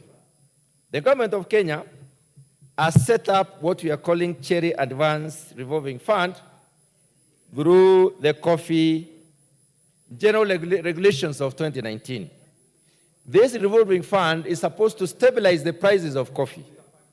Honorable Speaker, as we speak, already about 5.2 billion shillings have been moved to the farmers through payments of at least 80 shillings per kilo through the use of this fund. However, these measures have not significantly turned the sector around as we expect, so productivity is still low and production is low. Madam Speaker, we cannot miss out from comparing coffee in Kenyan coffee with the other countries and other sectors. The Kenya's position on coffee globally is very, very low. Kenya's coffee sector continues to be a vital part of the country's economy, yet we have not been able to capture our market. Honourable Speaker, we lost our quota in the world market. Kenya was exporting more than 120,000 metric tons of coffee, but we lost that quota because of mismanagement of the factories and of unbearance on the farmers on costs. Honourable Speaker, we lag behind a country like Uganda and our neighbor Ethiopia in terms of this processing of coffee and in terms of the turnaround amounts. In terms of productivity, as I said earlier, we are only able to realize 2 kilos on a small scale basis as a country, and we are also able to realize 4 kilos when it comes to large scale production. Other countries in our neighborhood are able to realize more. And, Honourable Speaker, this is something we need to look at, and this is a mischief that has been cured through this particular bill. Honourable Speaker, when you look at market access, unlike Kenya, where smallholder farmers have limited access to the coffee exchange, other countries' farmers are able to access their coffee exchange platforms. That is something that needs to be looked into. When it comes to variety development, in terms of crop development, production of varieties through research, coffee research is domiciled in Kenya Agricultural and Livestock Research Organization as one of the research institutes. This is a specialized entity which should be reporting to a specific board to deal out the issues of productivity in terms of coming up with better varieties which are suited to better environments. Therefore, Honourable Speaker, this bill has come up to cure that particular mischief as well. Honourable Speaker, the donor dependency on the research institution, especially the Coffee Research Institute, ends up messing up or shifting the agenda. The agenda is influenced in the negative. It does not give us what we actually need. Honourable Speaker, the effect of all this is such that what brought all these issues is the abolition of the coffee research levy, which was around 2% of the coffee sold in 2016. That research levy, which was supporting our research institution to come up with better varieties like SL28, SL27, Ruiru 11 and others, was abolished. Therefore, we indeed lose about 50% of the amount of money set to the coffee production research and productivity research in this country. And Honourable Speaker, the Research Institute does not only produce better coffee varieties. The Research Institute goes further to innovate, to do technological development, produce technologies for coffee, basically also come up with innovations and management practices. And these management practices are transferred to the farmers so that they can be able to deliver a better, crop in the sector. Honourable Speaker, let me just highlight a few issues on the bill itself. The current status is such that coffee is managed under the Agriculture and Food Authority as one of the directorates within AFA. AFA has been managing the crop development, the promotion, the marketing, and the regulation of the production and marketing of the coffee in this country. This bill comes in with very specific objectives. And one of the objectives, Honourable Speaker, is to promote a globally competitive coffee industry. Make sure that the Kenyan coffee is globally competitive. It also purposes to provide a framework for the registration and licensing of various players within the coffee sector. So the licensing and the registration is very well captured in the bill. It also comes in to delineate the roles of the national government and the roles of the county government and the roles of the regulatory institutions and the role of research, as it were. We have specifically, in this particular bill, as identified the Coffee Research Institutes and transformed it into a Coffee Research and Training Institute. It's going to be a Coffee Research and Training Institute because it will be conducting training on technologies, innovations, and management practices, so that our farmers can be able to get better varieties to produce based on the agroecologies and based on the sizes of the farm, so that we can intensify on productivity for us to get better production. Therefore, there is a specific objective to promote evidence-based coffee research and the delivery of extension services towards development of the coffee sector. And this is where we are talking about production of technologies, innovations, and management practices. The final objective of our speaker is to provide a framework for the establishment of Coffee Development Levy. Coffee Development Levy will be established to basically look at how do we support the research in coffee, how do we support the regulatory function, how do we support the marketing function. One of the things we've not done well in this country is marketed our coffee. There are many outlets in this world which buy our coffee as green bean and therefore use it for elite market. It fetches a lot of money out there, and we are not able to benefit from that kind of money because we sell our coffee as raw green bean. Madam Speaker, when you look at this particular bill, first of all, the first thing that the bill does is to try and transfer regulations from the Agriculture and Food Authority, the regulation of the coffee from the Agriculture and Food Authority to the Coffee Board of Kenya. We are recreating the Coffee Board of Kenya.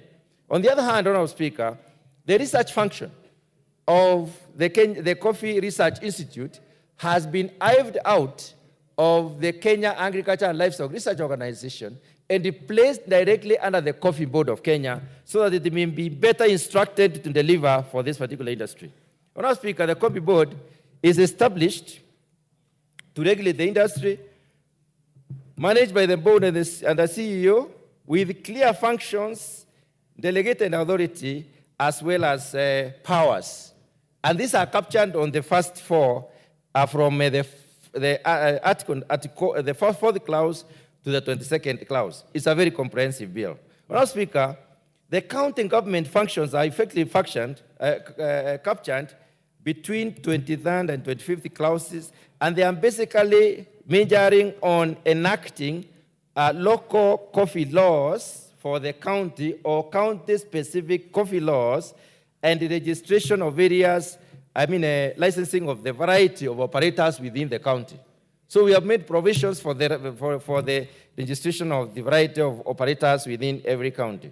In terms of the regulation provision, Honourable Speaker, this covers the production itself and the registration of various operators, various growers, various millers, the roasters, the processors, and licensing various entities that would like to do business in coffee, as well as regular reporting. And this is captured in clauses 26 to 38 of the bill.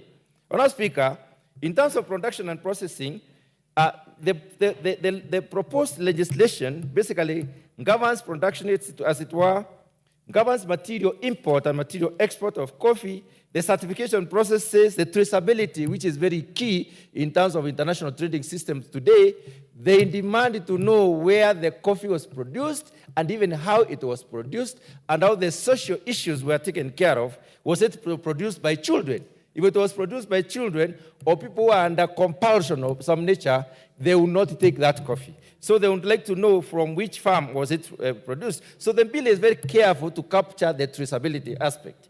Honourable Speaker, coffee trending and marketing is also very well captured, and this is under the 49 to 39 to 59th clauses of the bill, which basically looks at the regulation at the local level, regulation at the national level, regulation of coffee at the international level, in terms of the trending patterns and in terms of the various aspects that need to be regulated and licensed, as well as the management of the exchange and the settlement to the farmers in terms of payment. That has also been very well captured in this particular bill. Quality assurance, Honourable Speaker, has also been very well captured in terms of ensuring compliance with the quality standards at the various levels through inspection and controls. And this has been captured in the bill if you look at clauses 63 to 60, not clauses 60 to 62. Financial provisions of the coffee industry. This has also been very well captured. It specifies the funding, the various types of funding, including a development levy, which has been very well specified in the bill, and also the routine audits, which basically secures the fund and ensures the fund has done the right job. This is captured in clauses 63 to 68. Honourable Speaker, Coffee Research and Training Institute, which I mentioned, has also been very well taken care of, which focuses on coffee research and training based in Kiambu, where it has always been towards production and the dissemination of technologies, innovations, and management practices. Honourable Speaker, finally, the coffee bill talks about the financial provisions of the institute, which are provided for, and then the miscellaneous and transitional arrangement. Transitional arrangement because we have the staff who are right now in the coffee directorate. These staff members, the properties or the assets and liabilities of the coffee sector will need to transit from the Agriculture and Food Authority to the Coffee Board of Kenya. So the transition arrangement are captured very well in clauses 92 to 107. That is the extent to which the bill has been covered. Honourable Speaker, to close my submission, my comments on the bill, even as I move, let me just discuss a few issues. What are the key deliverables in this particular bill? What are the expectations to the Kenyans, especially the Kenyan farmer? The bill promotes evidence-based coffee research and delivery of extension services for the development of the coffee sector. So we shall have a consistent and sustainable research system that is going to deliver a better sector than before. It also focuses on addressing the governance issues in the cooperatives, which has been really the problem, which has been the cancer in this particular sector. And also, it looks at addressing the inefficiencies in the processing and reducing the costs to improve on productivity, particularly for the smallholder farmers who are really overburdened by the cost within the industry. In terms of regulations, Honourable Speaker, the bill proposes transitioning the regulatory and the commercial roles currently undertaken by AFA to the board. It also additionally seeks to transit the research of coffee, from what I said, Kenya Agricultural and Livestock Research Organization to the institute, the Research and Training Institute. It also provides a framework for the establishment of the Coffee Development Levy, which is a fund that will sustain activities within the coffee. It also identifies the variety of institutions that will be participating in this particular industry. And these include, there are several legislations, Honourable Speaker, that are supportive to this particular legislation. And I wish to mention a few of them. The Crops Act is key, the AFA Act is key, Cooperative Societies Act is key, the Kauro Act, they will be somehow influenced by this particular bill. There are certain amendments. The Capital Markets Authority Act, as well as they are also going to be, and the amended version of the 2016 Capital Markets Authority is going to be also affected. And the authority to regulate spot commodity markets, such as the Nairobi Coffee Exchange, has been given by this particular bill. The Warehouse Receipting System, as it were, Act of 2019, has also been invoked in this particular legislation, where the Act provides for the warehousing of agricultural goods in government warehouses and facilities. And coffee is one of the commodities that we have to securely store, because once it is in green, in a bean form, the green bean, coffee will be always stolen because it's actually regarded as a green gold. In terms of promotion, Honourable Speaker, the bill aims at promoting globally competitive coffee industry by providing the framework for the registration and licensing of various players along the value chain. It also promotes the vertical integration of the coffee value chain at the production level and achieves economies of scale in managing the risk within the coffee industry. Honorable Speaker, the bill also goes further to set up, during the discussions within coming up with this bill, the Committee on Agriculture and Livestock did invite stakeholders to submit their memoranda. And several stakeholders, Honorable Speaker, brought their memorandum. I wish to mention that we had invited and we got memoranda from the Nairobi Coffee Exchange itself, the Capital Markets Authority, a certain farmer called Mr. Caleb Kipiegon, the Council of Governors submitted their memoranda, Kenya Association of Manufacturers were there, Ministry of Agriculture and Livestock Development, the Kenya Export Promotion and Branding Agency, or KEBROPA, also promoted their memoranda, as well as the Coffee Reforms Steering Committee, which was involved in going through the coffee study of the coffee itself. So the stakeholders' feedback on our speaker, I may wish to highlight a few as I close. Most of the stakeholders supported the enactment of the Coffee Bill 2023. They said it's a good way to move, good way forward, and they also indicated that we need to adopt this particular legislation. They also observed that the Coffee Board of Kenya would increase efficiency in the sector due to reduced bureaucracy and also expedient processes. Honorable Speaker, they were keen on improving farmer income through fair pricing. They were keen on better market access. They were very particular on improving the farming techniques and also very particular on enhancing the global competitiveness because because of the improved quality of the coffee itself and the issue of traceability.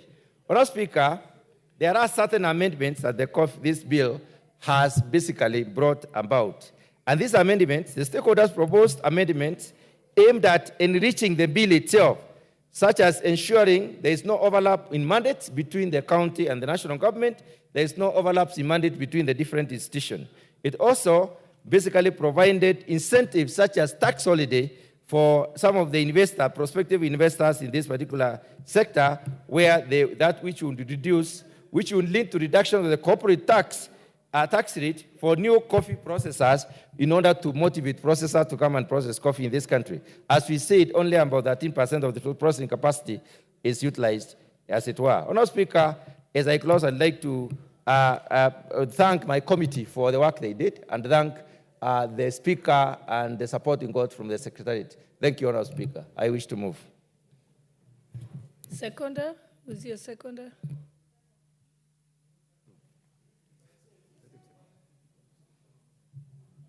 You haven't invited your seconder. Who's your seconder, Honorable Mutunga? Honorable Speaker, I would like to ask the Deputy Leader of Majority to second. Thank you.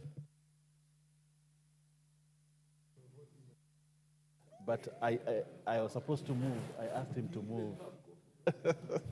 Yeah, I don't know if he knows anything about coffee, but Honorable Speaker, hopefully you've briefed him. Honorable Speaker, I would like to put it on record. This is a bill by the Leader of Majority. And this office was supposed to move this bill, but I asked Dr. Mutunga to do that. And then that he allows that I do it second him on behalf of the Leader of Majority, which is proper. So allow... That's definitely not, and I get the context. So allow the Majority's office to be heard on Yes. this. Then now others can debate. I agree. Whether I I get know the how to farm context coffee now. or not.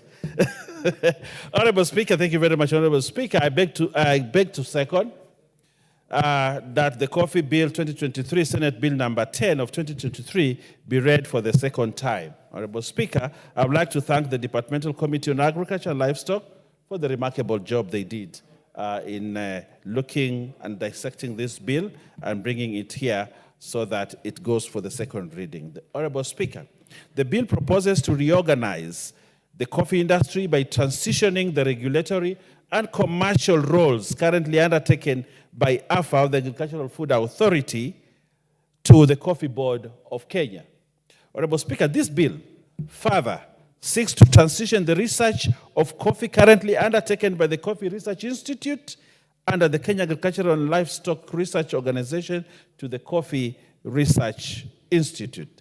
Honorable Speaker, the chairman has highlighted some of the key parts and aspects of this bill. But I don't want to go into that. But just to say a few things, Honorable Speaker, that the bill provides, Honorable Speaker, for the establishment of the Coffee Board of Kenya. You remember when we were young, there used to be a program on radio, and you'd hear a song on Coffee Board of Kenya. Meaning, therefore, that particular time, coffee was being managed by an authority, by an organization that looked and knew and drank and slept and ate only coffee. And it thrived because there was this organization that looked after coffee and everything about coffee. This was also about other crops, tea, pyrethrum, and other organizations. But this parliament, in its wisdom, brought something called AFA and bundled all of them into one body. And this animal called AFA has actually cannibalized some of the crops, and the development of these crops, Honorable Speaker, have been stunted because of that decision. Honorable Speaker, it is important, Honorable Speaker, that... What's your point of order, Honorable Mutunga? Mutunga, next time I won't allow you to move a bill. Honorable Speaker, I've had some references to AFA as an animal. I was involved in the formation of AFA. I was in the interim management committee. Yes, yes. We did not form an animal. We formed a parastatal, a state corporation called Agriculture and Food Authority. Are the honorable members in order to say that AFA is an animal? Honorable Speaker, you know, if you're not a I native... think that was said in jest. Is not a native speaker of English, he may not understand English idioms. So I want to put him in his place. Honorable Speaker. Honorable Mutunga, you have been given sufficient opportunity to canvass this issue. I think let's allow others.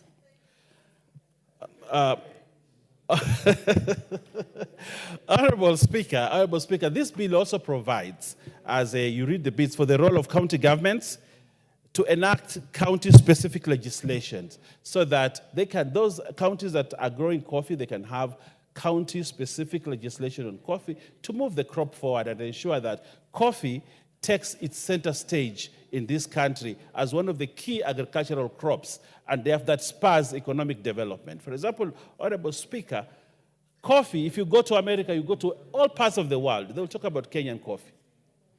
And we have an obligation to the world to ensure that this taste, this unique taste of Kenyan coffee still is celebrated over the world. And therefore, this parliament has the opportunity to reset the Coffee Board of Kenya, give it its arsenal, give it all the specific ingredients that it requires so that Kenyan coffee continues to taste as Kenyan coffee and is traded there and brings a lot of foreign exchange to this country and spurs agricultural development in this country. Honorable Speaker, as well stated by Honorable Mutunga, the Honorable Chair and the member for one of the best constituencies in this country, a professor of agriculture, Honorable Speaker, coffee marketing and trading is well captured in this bill. Coffee, trading, and marketing. The farmers will grow the coffee, but without a robust mechanism providing for trading and marketing of coffee, we may not achieve what we want to achieve as a country. So this bill properly provides for coffee trading and marketing in clauses 49 to 54. In this, Honorable Speaker, is anchored what we would like to do to move from just mere growing of coffee to manufacturing, to marketing, and to the branding of Kenyan coffee so that it becomes the best in the world, and therefore benefiting this country. And this government has invested a lot of money in terms of developing this sector.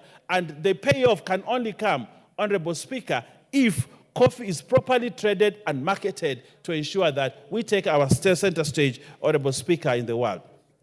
Honorable Speaker, a lot of crops provided for, and I know, Honorable Speaker, you brought something amazing here once about pest control and uses of, all those pesticides and all that. But this speaks to quality assurance. You see, this bill provides for proper quality assurance of coffee to ensure that coffee, we do not just grow coffee, market coffee, but we grow quality coffee, market quality coffee, and the world drink quality coffee. And that's why in clauses 60 to 62 of this bill, Honorable Speaker, is provided for quality assurance mechanism to ensure that coffee imports conform to standards prescribed by laws, not only in the country, but also international standard, so that our coffee stands out. Honorable Speaker, research. A lot of the crops in this country have failed because as we started these crops over the years, research was not being done. Research was not funded, and therefore there wasn't any research output to make the products better. But, Honorable Speaker, if you look at this bill, within clauses 69 to 74, this bill provides for Coffee Research and Training Institute of Kenya, a body, corporate, an institute that will ensure proper research is done on coffee variety, on coffee, all aspects of coffee, to ensure that there is growth of the industry. The lack of research in a crop means that that crop will be stunted. But if you have proper research and research institutes, then if new varieties will come, the upgrade of the crop will come in, and new products will even be established to ensure that this crop that is important to not only Kenya but also the world continues to grow and continues to be a better crop. Honorable Speaker, in this bill, transitional clauses are provided because we want to move from AFA to Coffee Board of Kenya, or move the crop from AFA, the armpit of AFA, to Coffee Board of Kenya. And therefore, it is very important, Honorable Speaker, that we have transitional clauses. So, clause 100 to 107, Honorable Speaker, provides for the transition of assets and obligations and Agricultural and Food Authority with respect to the coffee sector, and legal proceedings are provided, Honorable Speaker, reference to written law, staff of the Coffee Directorate and AFA, and all these people, so that people do not start feeling that when this bill is passed, people who are in the Directorate of Coffee and the AFA will lose their jobs. It is taken care of properly in this law, so that no one is scared that when Coffee Board of Kenya is set up, therefore they will lose jobs, they will lose their remuneration, they will lose a lot of things. This bill provides for proper transitional clauses to ensure there is a smooth and seamless movement from AFA to Coffee Board of Kenya. It is provided, Honorable Speaker, in this law. Honorable Speaker, as I conclude, the first schedule to this bill contains provisions relating to the conduct of business and affairs of the Board of Directors, which, Honorable Speaker, are clauses that we find in any other law, and therefore I do not need to belabor that. But I want to say this. In conclusion, this bill will provide a legal framework which will enable the sector to be more profitable in the country, increase efficiency due to reduced bureaucracies and expedited processes, improve the farmer income, which is very important, through fair pricing, better market access, and improved farming techniques, and enhanced global competitiveness as a result of improved quality and innovations. Honorable Speaker, I urge members to support the coffee bill. I know the honorable member, who I'm her doctor, said that I don't know anything about coffee. Now you can see I know so much about coffee. I could even articulate issues of coffee better than she can, or better than they can. Honorable Speaker. What's your point of order, Honorable Wamushomba? Madam Speaker, whereas I have no issues with the Deputy Leader of Majority seconding this bill, which I personally support because I am a coffee farmer and I represent farmers, he needs to substantiate. He has said that he's my doctor. In what aspect is he my doctor? Because I am not sure whether I have ever had or seen him practice medicine in any way. So he needs to come out very clearly on records. I think he meant he has a doctorate in the area of coffee. Okay, proceed. So what do you have to respond? Honorable Speaker, before I sit down, I actually want to say, and I second. And I also want to second the Honorable Wamushomba to stand up and speak on the bill. I want to second her to do that. Thank you. Okay, hold as on, her doctor. Honorable, yes. hold on, Honorable Wamushomba. You're next. So we first have the Honorable Member for Molo, Honorable...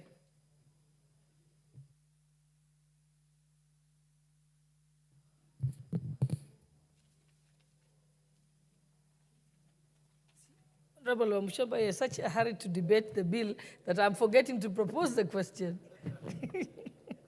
Honorable members, I now propose the question that the Coffee Bill, Senate Bill number 10 of 2023, be read a second time.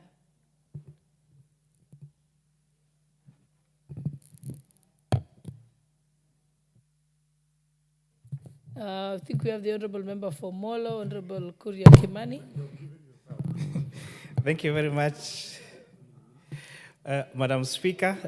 First of all is to congratulate the Leader of Majority Party, the Honorable Kimani Ichung'wah, for bringing up this particular bill, the Coffee Bill of 2023, and the Chair and the Committee of the Departmental Committee on Agriculture for really doing justice to the recommendations made on this bill, and the report that they have tabled this afternoon really speaks a lot that they have the interest of the coffee farmers at heart. Honorable Speaker, I've had a chance to check on various research that has been done by credible institutions such as CARLO, International Coffee Organization, the University of Nairobi, the Coffee Board of Kenya, the Coffee Research Institute, among other reputable research institutions in this republic, on what has been ailing the coffee sector, Honorable Speaker. Honorable Speaker, there are around 6 reasons or 6 problem statements that have been said that have been clearly been agreed upon by these particular research institutions that have been ailing the coffee sector, Honorable Speaker. One of them is the low and volatile prices of coffee. So whereas coffee is such a lucrative plant, especially in the international market, we've seen the price of this coffee both in the national, in the local market and in the international market fluctuate so much that it has led to unpredictable returns for farmers. And this has made farmers either move out from planting coffee or not getting the right returns for this investment, Honorable Speaker. And I was trying to compare that then, how does a coffee bill of 2024 then solve that particular problem of low prices and volatility? Honorable Speaker, I'm very impressed by the recommendation in the bill to introduce guarantee minimum returns that will ensure that the farmers will be assured of their respective prices for their coffee, Honorable Speaker. Further, I will be recommending to the committee and during the committee of the whole of the House to include further amendments to allow the way of ensuring that there is this guarantee minimum returns and stabilization of these prices by using modern forms of hedging against fluctuation in prices, such as using of futures and use of tokenization. Where, Honorable Speaker, with the current technology, it is possible for that coffee farmer in Kiambu or in Murang'a, from where else in the country, to put part of their coffee in the international market through tokenization and get investment and get return and better prices for their coffee through tokenization or through use. Again, this bill is proposing several amendments that will reduce the high cost of production of this particular plant. One of the greatest efforts that the current administration we have seen do is introduction of stabilized fertilizer as one of the ways of subsidizing the production of coffee, Honorable Speaker. In the subsequent amendments that we'll be seeing in this House, especially from the Finance and National Committee, would be to exempt duties and levies on inputs, on other inputs such as pesticides and control, Honorable Speaker, so that we can make the cost, we can reduce the cost of production on this particular product, Honorable Speaker. The other cost that has risen the cost of production for coffee has been lack of access to market, access to credit, Honorable Speaker. But we are happy that this bill again is introducing a farmers stabilization fund. And this fund is supposed to be availed to coffee farmers at low interest rates, and therefore this will, in a way, hedge them against the high cost of production, especially the high cost of credit in this country, Honorable Speaker. The issue of aging coffee trees has also been targeted, has also been said as one of the reasons why the coffee sector has been, Honorable Speaker. Now, the establishment of a research institution and a fund to actually fund that particular research institution then will make sure that the coffee trees or the coffee plants that we avail to our coffee farmers are those trees that are going to last longer and have much higher yields, and therefore tackling the other challenge that has been said as one of the challenges in the coffee sector, which is the aging of coffee trees, Honorable Speaker. The issue of poor corporate management in the cooperatives of these coffee farmers has also been a thorn in the flesh for farmers, Honorable Speaker. I'm impressed that also, Madam Speaker, now this bill also seeks to address this particular challenge by having more stringent regulations affecting the way these cooperatives are run, Honorable Speaker. Because most of these farmers are only able to sell their coffee through their local cooperatives. And when now there is lack of proper corporate governance, these particular cooperatives have actually led to the collapse of this sector and very poor return on investment to the farmers, Honorable Speaker. So this bill now, by it addressing itself to this issue of poor corporate management by these cooperatives, will be a great source of relief to our coffee farmers, Honorable Speaker. The issue of pests and disease control has also been a great contributor to the challenges that have been happening around the coffee sector. And again, the establishment of this research institute and proposed funding for this particular institute will now lead to better environmental friendly and cheaper ways of pest and disease control, so that farmers can have longer lasting trees and they can have better quality coffee that will going to give them maximum returns, Honorable Speaker. Lastly, a key challenge has also been said to be that of brokers and middlemen. But however, now this bill is proposing to have direct sales for export and licensing, and therefore farmers now will have a chance to sell directly to the local and national market, and therefore bypassing all those exploitative intermediaries around the coffee sector, Honorable Speaker. So looking at what research has shown as the challenges that they exist in the coffee sector, and looking at what this bill has done, Honorable Speaker, I am convinced that this particular bill has passed by the Agriculture Committee and as recommended in the detailed report the Agricultural Committee has done, is going to be the lifeline that the coffee farmers of this country have been looking forward to, so that those our people in those areas that grow coffee can be able to take their children to school, they can be able to live a good life, they can be able to take care of the expenses, they can be able to look at coffee as an investment, and not just think about uprooting them and selling off the land where that coffee has been planted, not, because they are going to get a good return on the investment. And as I wind up, Honorable Speaker, Jackie Chan once said that coffee is a language in itself. And I know during this time when there is a lot of political conversation around this country, this quote by Jackie Chan cannot speak to that any better, that coffee is a language by itself. And one Clark Globe said, "I never laugh until I've had my coffee." The coffee farmers will not laugh until they've got better returns for their coffee. And I know this will make them get a laugh, because they are going to get a good return on the investment on their coffee. With that, I beg to support, Madam Speaker. Thank you. The Honorable Member for Githunguri, Honorable Gathoni wa Mushomba. Thank you, Madam Speaker. I rise on the onset to support this bill, because this is a bill that we have been waiting for as coffee farmers, as members of parliament who come from areas where coffee is grown.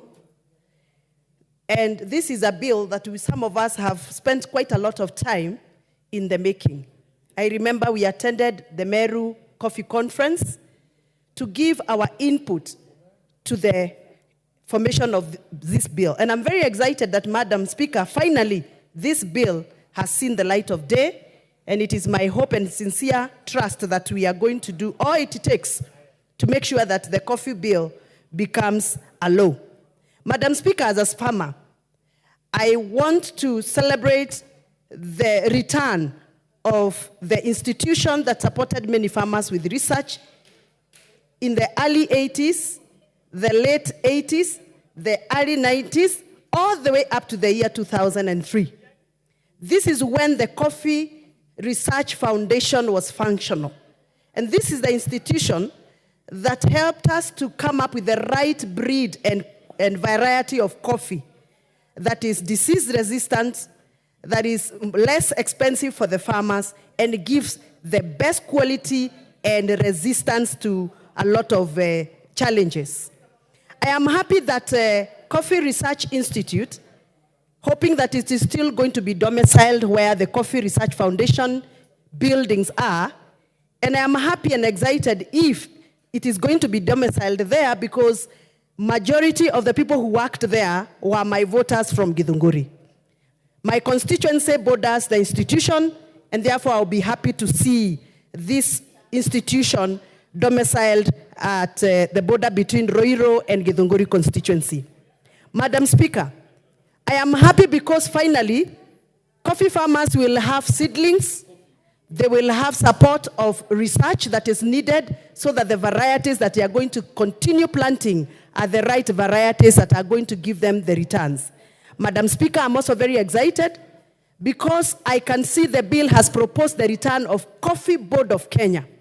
The institution that excelled coffee farming in Kenya in the early 2000s and the late 1990s, when our farmers earned a lot of money from the marketing activities that were done by the Coffee Board of Kenya.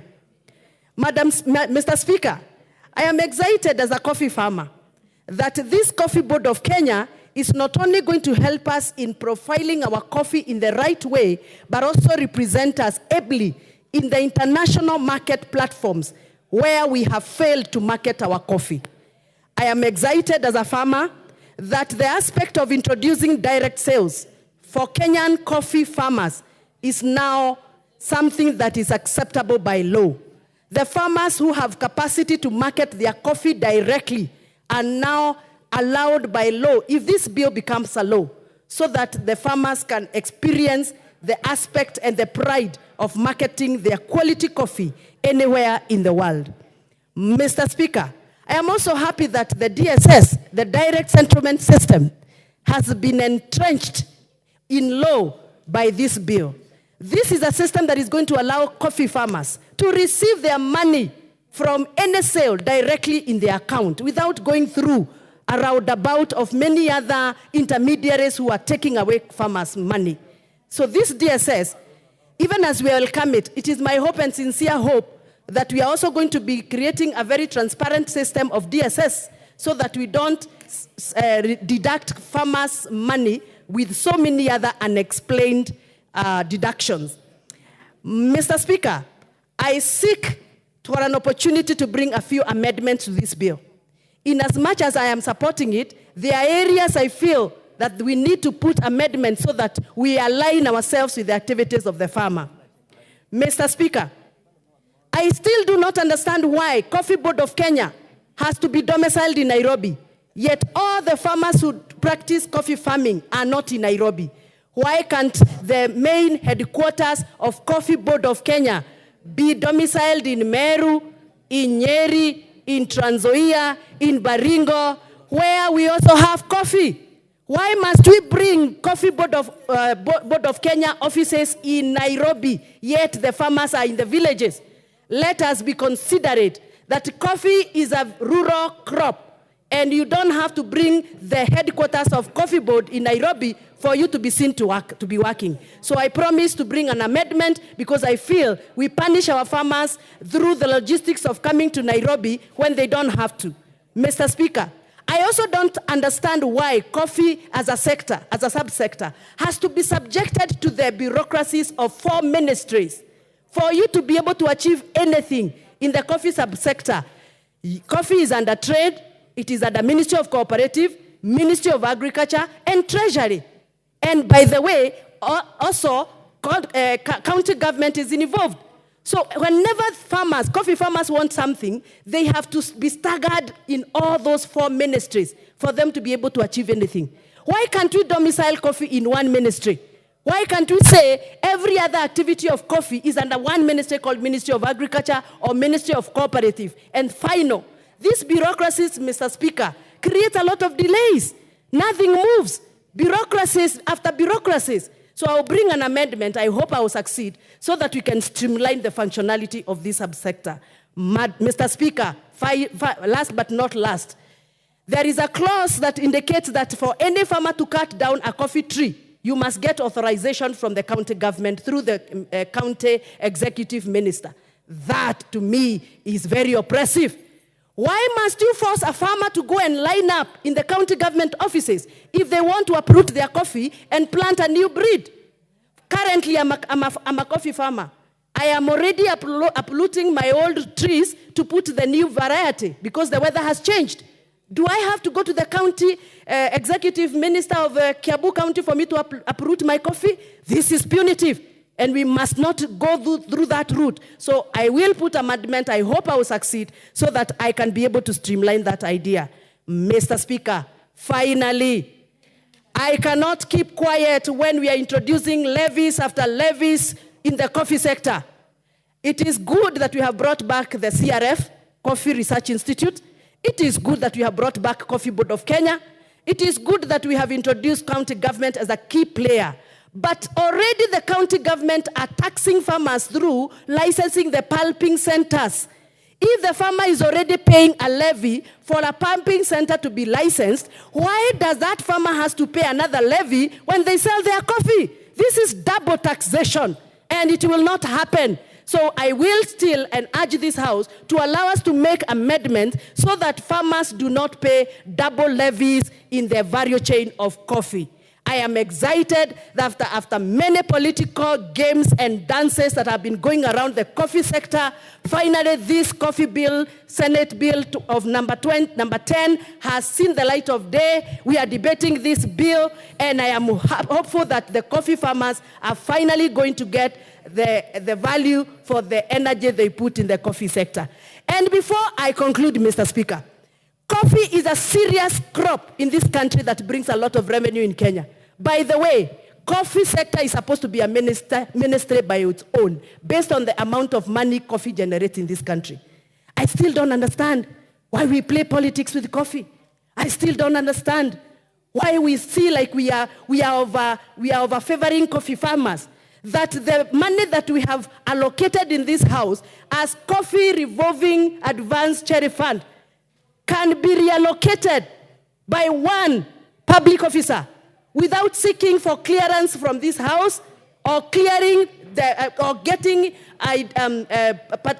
opinion from the farmers, and write a letter expressingly reallocating coffee monies to other sectors. Whereas I don't have a problem with other people receiving money, coffee money must be respected, and coffee farmers must be respected. Anybody trying to play around with coffee farmers' money must be told and be reminded. It is the coffee sector that brought the development you see in some of these White Highlands areas you see of Kericho, areas of Baringo, areas of Nyeri, areas of Kiambu, and we cannot take farmers, coffee farmers for granted anymore. And therefore, we are still requesting and waiting for the public permanent secretary in charge of cooperative to tell us that letter that is circulating around, showing and indicating that he intended to divert 1.5 billion shillings, money meant for coffee farmers, to other sectors without clearance of this House. Who gave it? Yes, the Honorable Mutunga, what's your point of order?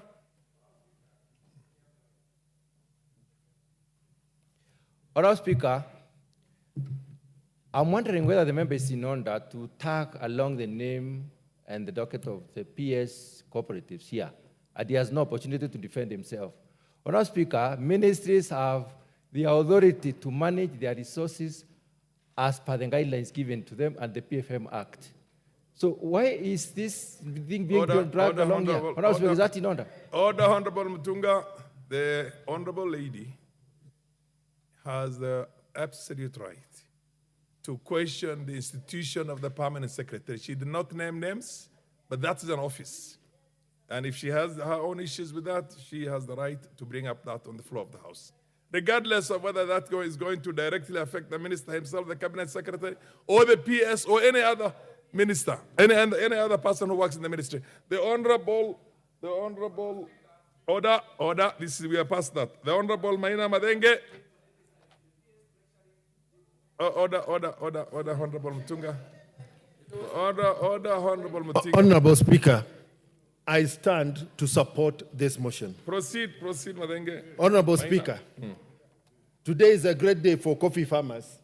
Now that this bill is being debated in this House, and it will no longer be used on the rooftops of vehicles by politics and politicians who are trying to drive a certain narrative in the Mount Kenya region where coffee is mainly grown. There have been accusations that the majority leader in this House being falsely and unfairly accused of frustrating a bill that had not even gotten to the floor of this House. Well, senior members who have been here long enough know the procedure of Parliament and the way bills are processed. So today, I'm a happy member of this House and also a happy chair of the Parliamentary Coffee Caucus. Honorable Speaker,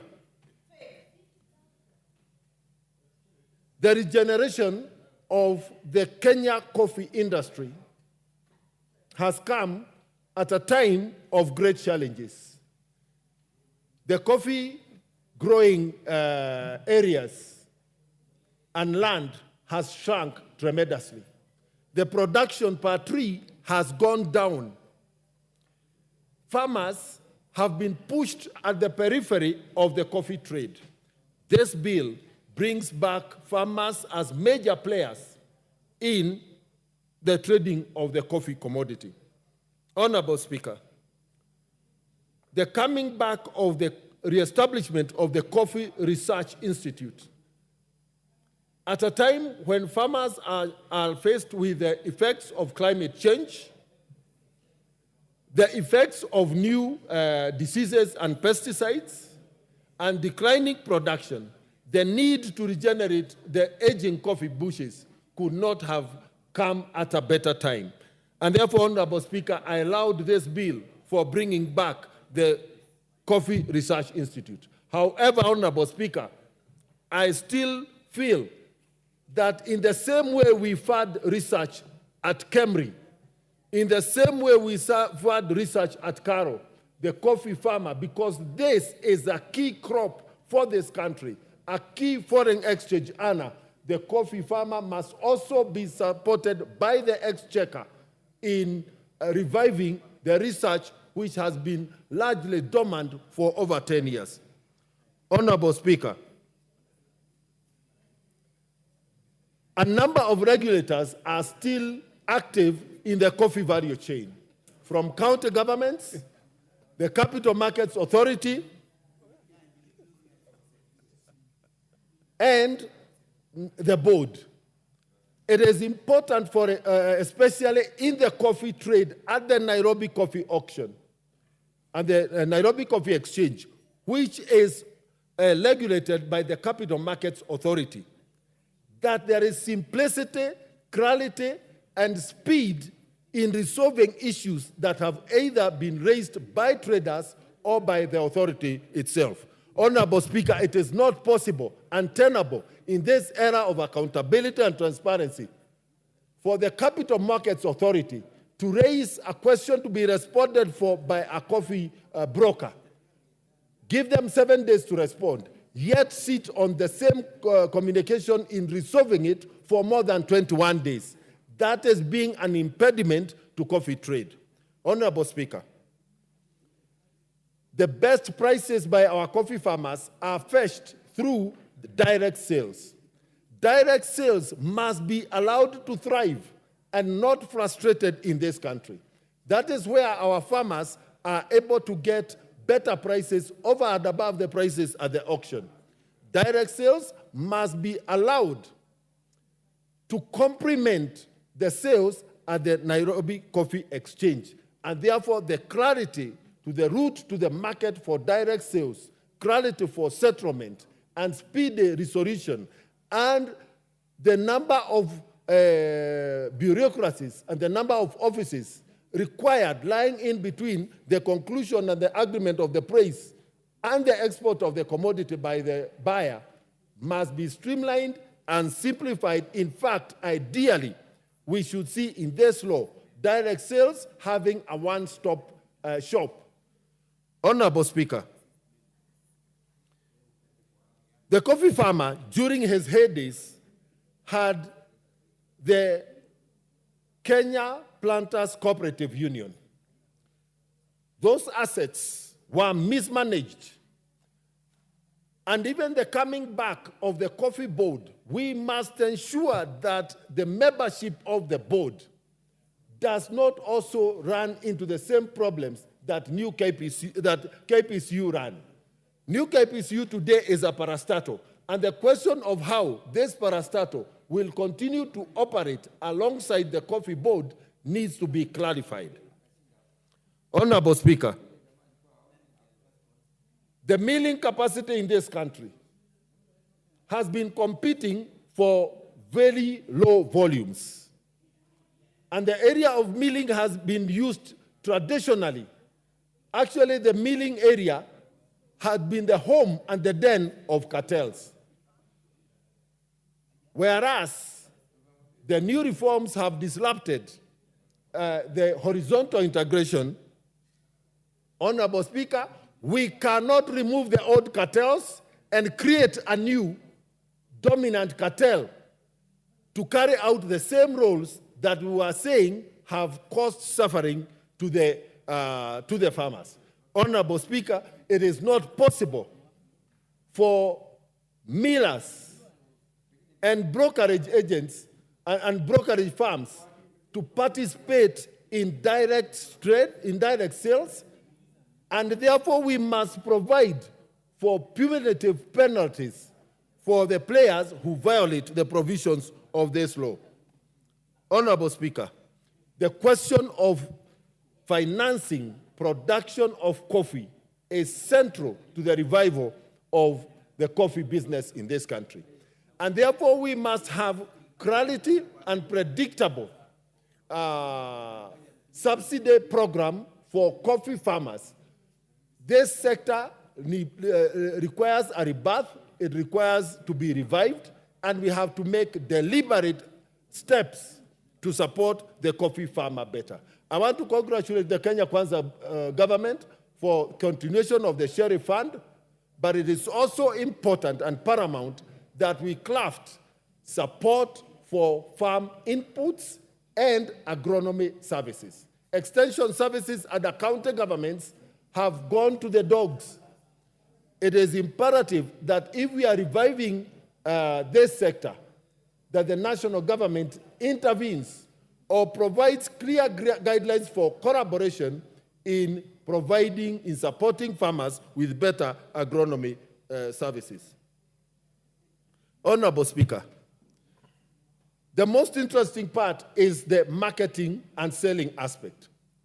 In this country, coffee sales and coffee purchase is dominated by about 6 large companies. Those large companies have crowded out any small players who would want to come and provide and offer competition. Then Nairobi Coffee Exchange must deliberately open the route for the small players who will buy small volumes at premium prices to come and compete in that space. Alternatively, we must create a deliberate path for those small players to go directly to our wet mills and our cooperatives and purchase our coffee directly from our farmers. Honorable Speaker, I support. The Honorable Member of Parliament for Kirinyaga and Jerry. Thank you, Honorable Speaker. I rise to support this bill. Honorable Speaker, I stand here as a good example and a beneficiary of proceeds of coffee. My humble parents from Kirinyaga County used to farm or engage in coffee farming, and those are the proceeds that took me through school. Honorable Speaker, Allow me to first recognize the meticulous work done by the Senate Committee on Agriculture, led by Honorable Kamau Murango, the Senator Kirinyaga County. Honorable Speaker, it goes without saying that for a long time, coffee farmers have not been getting their dues. Honorable Speaker, Kirinyaga County produces some of the best coffee famed for its aroma. Notably, Rongeto Factory from Gishugu constituency fetched Kenya shillings 1,715 per kg for their AA grade in the last year at the NCE. Honorable Speaker, despite the challenges that have been there in the coffee sector, this bill now seeks to address some of the pertinent issues so that coffee farmers can finally enjoy the proceeds of their work. It is worth noting, Honorable Speaker, that governance has been a major challenge in the coffee sector. As we discuss and debate the coffee bill, Honorable Speaker, 2023, it is also important to remember that we must also fast track as a House the cooperatives bill that will address most of the issues that occur in the governance sector of coffee. Honorable Speaker, recently in Kirinyaga County, we saw protests in various cooperatives, notably Kiberegwe Coffee Farmers Cooperative and Mutira Coffee Farmers Cooperative, due to governance issues that have denied farmers their dues and loopholes that are exploited to ensure that they do not get what is owed to them. Honorable Speaker, we must go an extra mile to ensure that as we push for direct sales, Honorable Speaker, so that coffee farmers can be able to market their coffee and sell it directly to any willing buyer, bypassing intermediaries that often manipulate market prices and take advantage of them, that we also address concerns that coffee cooperatives are facing at the county level in terms of infrastructure, Honorable Speaker, which is the duty of the county, Honorable Speaker. We must also address issues of farmhand inputs, Honorable Speaker. We know that we had a very robust fertilizer program, Honorable Speaker, but as I speak, farmers of Kiberegwe Coffee Cooperative Society, Honorable Speaker, do not have the necessary farmhand inputs to ensure that they are also able to grow the crop and maximize the output on their farms. Honorable Speaker, it is worth noting that Clause 47 introduces a levy, a purported levy to be paid to the county governments that is supposed to maintain the society factories' infrastructure. However, Honorable Speaker, county governments have proven from time to time that even once they get these funds, they do not have the goodwill to ensure that the funds are applied and are not diverted. Currently, as I speak, county governments have what we call NAGRIP, that is supposed to facilitate agricultural infrastructure and also offer extension officers at the local level to support farmers so that they can increase their output. However, the same is never applied at the county level.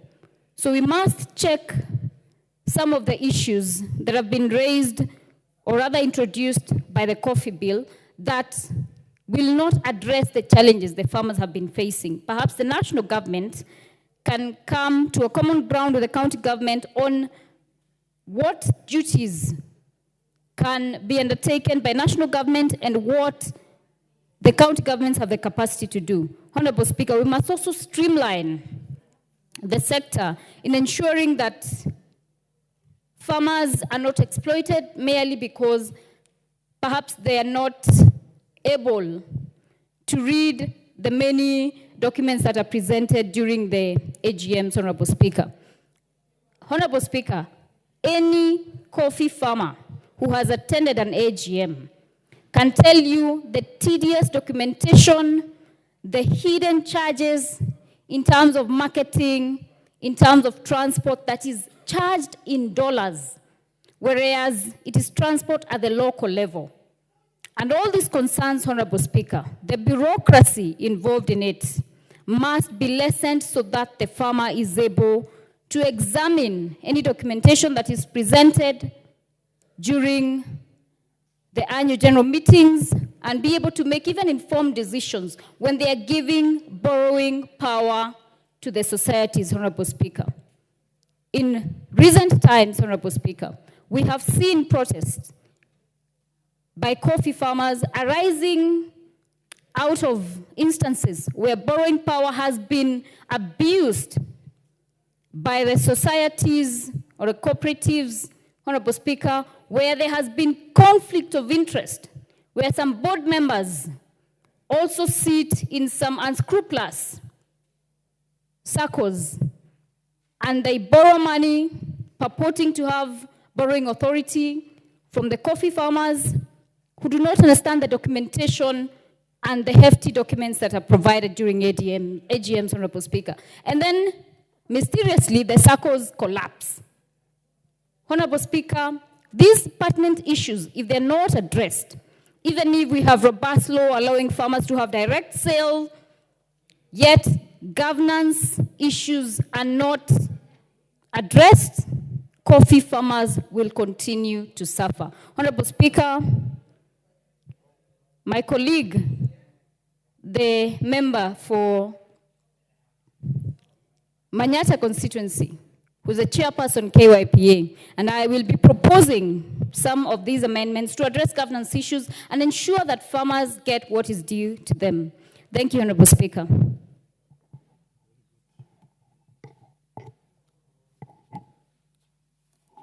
Belly.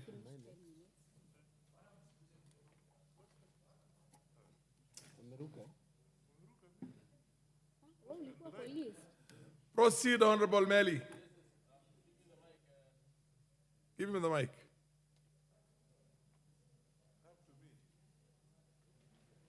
I lost my card, so I don't know. Yeah, you have the mic next to you. Thank you. Thank you, Mr. Speaker. Mr. Speaker, I want first of all to commend the Committee of Agriculture, led by the member, Dr. Mutunga, for really bringing this bill, which it is long overdue. This is the bill that, Honorable Speaker, the Committee of Agriculture of the 12th Parliament, we did deliberate and move around the country to really make sure that the coffee farmer in this country is really gets his dues. Honorable Speaker, as we discuss this bill, I want to say that coffee farmers in this country, or coffee farming, supports almost 1 million households, smallholder. It is the crop that has been called in Kenya the black gold of the 80s. It is because of that in the 80s and most parts of the 90s, Mr. Speaker, coffee was actually a top crop in this country. But due to mismanagement and the competition in the global market, coffee has actually gone down. But I want to thank the committee because this bill seeks to resuscitate the coffee sector. Among the issues that are actually here, Mr. Speaker, I just want to say that this bill seeks to look into, among other things, one, to bring in the coffee board. Honorable Speaker, AFA, through the Crop Act of 2011, has decided to lump all major crops under one particular act: sugar, tea, and coffee. And therefore, it lacked the attention that it deserved. This bill is actually trying to tell the government and the players in the industry that coffee is a major crop and the government needs to have very good attention to it, and more importantly, to the farmers. This bill, in clauses 4 to 22, seeks to establish the Coffee Board of Kenya. And this coffee board, under the CEO and under the board, has a number of issues that are supposed to assist farmers. One of it is the coffee fund. One of it is the coffee cherry development fund, which every time during picking of the crop, and I want to tell this house that coffee is a labor-intensive crop, which needs a lot of laborers during picking, mostly. And if the farmers do not get money that time, the crop goes to waste. And this bill has tried to address that, and more importantly, to also make sure that coffee has its own chapter, has its own place in the agriculture sector. Two, Honorable Speaker, in clauses 22 to 25, the bill tries to bring in the local coffee laws to ensure that issues of licensing of the various coffee processing plants or cherry plants. In my constituency, Honorable Speaker, Tindred has over 30 coffee processing small factories. And every other time, because of lack of the relevant laws, at times these farmers go through a lot of problems. In fact, by making sure that the county government plays a pivotal role in licensing, so that these particular issues of coffee plantation, coffee licensing for the establishment of coffee factories, the county government comes into play. And more importantly, we need to have closer agricultural extension officers to ensure that we have quality management. On regulatory provisions, Mr. Speaker, the bill from clauses 26 to 35 actually looks at the production, registration of various operators, growers, millers, roasters, processing, licensing, and reporting. Honorable Speaker, it is in this bill that, as it has come to this House, there are actually a number of conflicts that I'm proposing as a member or as a grower or a farmer to ensure that we have no conflict of interest between the farmer, a grower, a processor, and even a roaster. So that every other process of coffee, the interests are actually catered for, more importantly of the farmer. The farmer is the main player in this. So by actually lumping them together, you'll realize that some marketers, some growers, some roasters, and even some marketers will always benefit more than the farmer. Who takes the lion's share? He has all the time to wait for the crop in the field. He has all the time to take through the processing, and is the one who carries the burden of payment. So in this particular case, I'll be proposing a number of amendments to ensure that the role of a farmer, and more importantly, the smallholder, is really put into consideration. On the production and processing, Honorable Speaker, on clauses 39 to 48, it governs the production, material imports, coffee, and certification, and traceability, and forms of various disclosure to authorities. Honorable Speaker, this country, we have what we call specialty crops. It is in this clause that we really need to look into as a House, and I want to urge honorable members who are within the House, and more importantly from coffee growing areas, that we really guard the quality of coffee. Coffee from the Eastern Highlands and Western Highlands, where I come from, are of very high standards, are of very high quality. At times we allow unscrupulous individuals to export our coffee or to import to mix our coffee with other less quality coffee, and therefore to make our coffee don't look of high quality in the national market. These clauses 39 to 45 tries to look at how do we make sure that the production of coffee, the materials that we use, especially on the imports and certification, and we make sure that we can be able to trace every coffee that we produce from the market and from Kenya to even the international community. It will be very good. Honorable Speaker, I also want to say that the establishment of the DSS, direct sales settlement, is going to give a lot of money to farmers. One of the things that has really given cooperative societies, more so in my constituency and in those parts of the North Rift, is that farmers sell their crop and they wait forever to get money. This is actually affecting most of the societies. And by direct sales, I want to say that the farmer will immediately the sales are done, the payment is digitized or is in digital. You can be able to access your money almost instantly. So in this, it will now allow farmers not to wait forever. In fact, a number of farmers, I included, at times sell our crop and waited for up to 1 month. Where is that money? Yet already, the money was paid about a month ago. It is lying somewhere to give interest and profits to the middlemen, the marketers, and the others. Honorable Speaker, on quality assurance, clauses 60 to 62 tries to ensure that compliance with quality standards and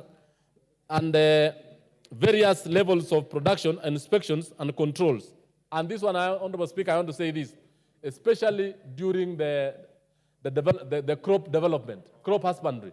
The issues of fertilization, the issue of crop husbandry, the issue of taking care of the crop during the cherry and even the roasting stage. All those are very important, especially because coffee is a very sensitive crop. It is so sensitive that all the quality assurance and standards measures make sure that we produce the best. In fact, if we are going to take care, most of our farmers are going to have a production per tree of even up to 10 kilos. In fact, at times, many farmers would do very large scale, about 2 acres, and yet they don't get that particular amount of money. On coffee research, let me say this. Coffee has been domiciled at Calro, and Calro has a lot of agricultural-related activities. I want to say that it is important that we bring coffee to have Coffee Research Institute. We are actually saying that we have a Coffee Research Institute in Koru, we have a Coffee Research Institute in Ruiru. We want to establish as many coffee research institutes, even in coffee growing counties, so that the accessibility and the new knowledge and the new idea on crop development reaches the farmer faster.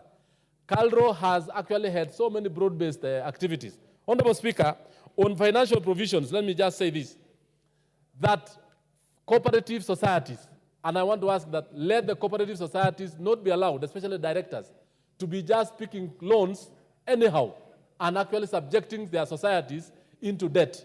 Honorable Speaker, I want to say that I shall be proposing a number of amendments on this, more specifically on how the cooperative societies are going to be managed. And more importantly, to stop the directors from taking loans.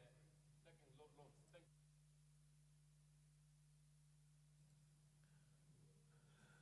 you. The Honorable Murugara, followed by the Honorable MP for Kwanza. Good.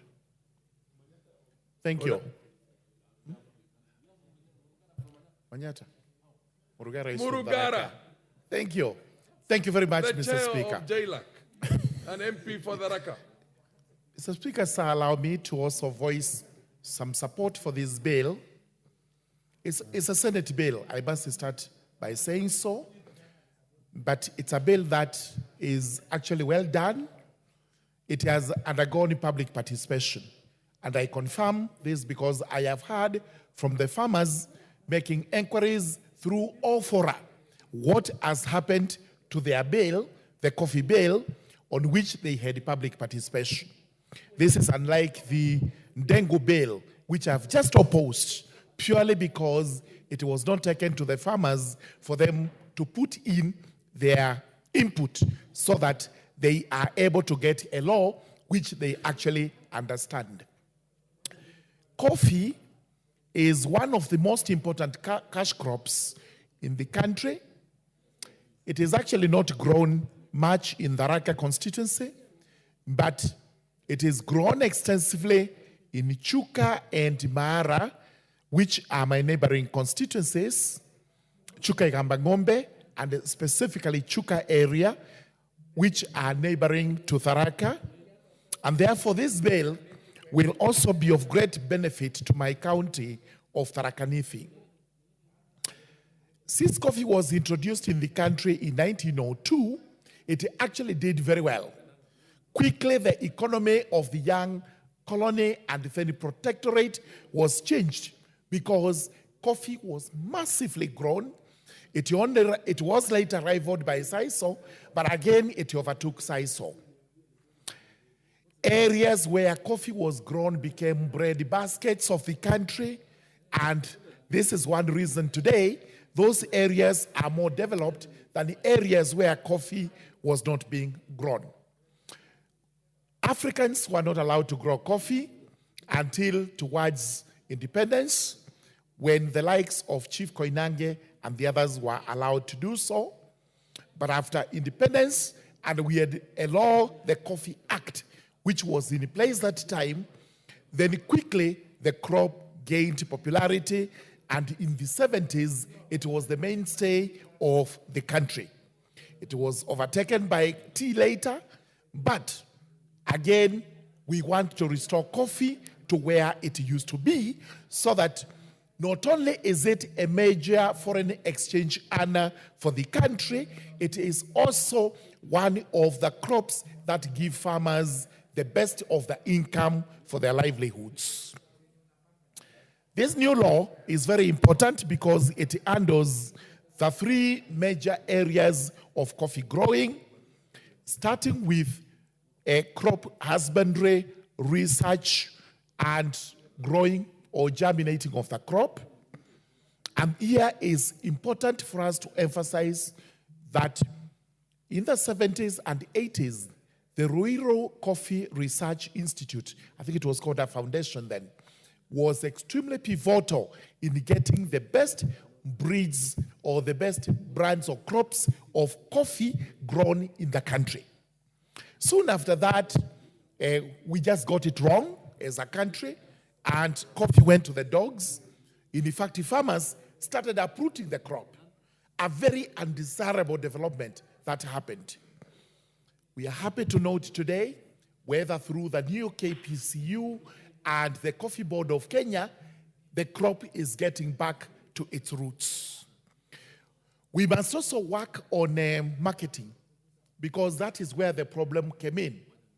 We started having cooperatives which did not give a damn to what sort of crop was grown, provided the little that they could collect was marketed, and they would pay for the money and not care about the farmers.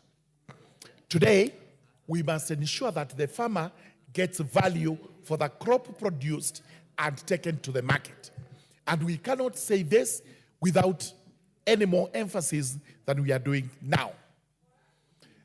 There has been an issue raised as to why coffee transcends 4 ministries. And this, we must admit, because this is our country, brings in the issue of bureaucracy when decisions have to be made regarding the crop. The parent ministry is the Ministry of Agriculture. This is the one that has to deal with the crop production, husbandry, and harvesting of the crop before it is taken to the market. Then it comes in the Ministry of Cooperatives, because most of the crop is grown under cooperative societies. We know very well it's one ministry that must be streamlined. It is not as efficient as it should, and the new CS must move in to make it even better than it is. After that, it moves to the Ministry of Trade, because we have to market it abroad. We have to take it to the countries where it is consumed, and we are paid for it. Again here, we must streamline, not in the likes of the way we market our manufactured products. This is a crop, it belongs to a farmer. It doesn't belong to an industry. And therefore, the way it is treated by the Minister of Trade and Development must be peculiar as the other crops are done. We have the Minister of Finance, which I believe is where monies would come into the country through, and the disbursement would have to be done. And again here, we have to be efficient. The farmers have to be given their money in a timeous manner. The reason why coffee collapsed is because, number one, the prices were mundane. The prices were so poor that no farmer would even want to weed for the crop or even harvest it. Number two, when the funds came in, the cooperatives would always take the lion's share. And this is what we are trying to get away from. And after that, then we would have immense debts, indebtedness by the societies, which of late, the Ministry of Cooperatives has had to move around the country to try and have those debts waived.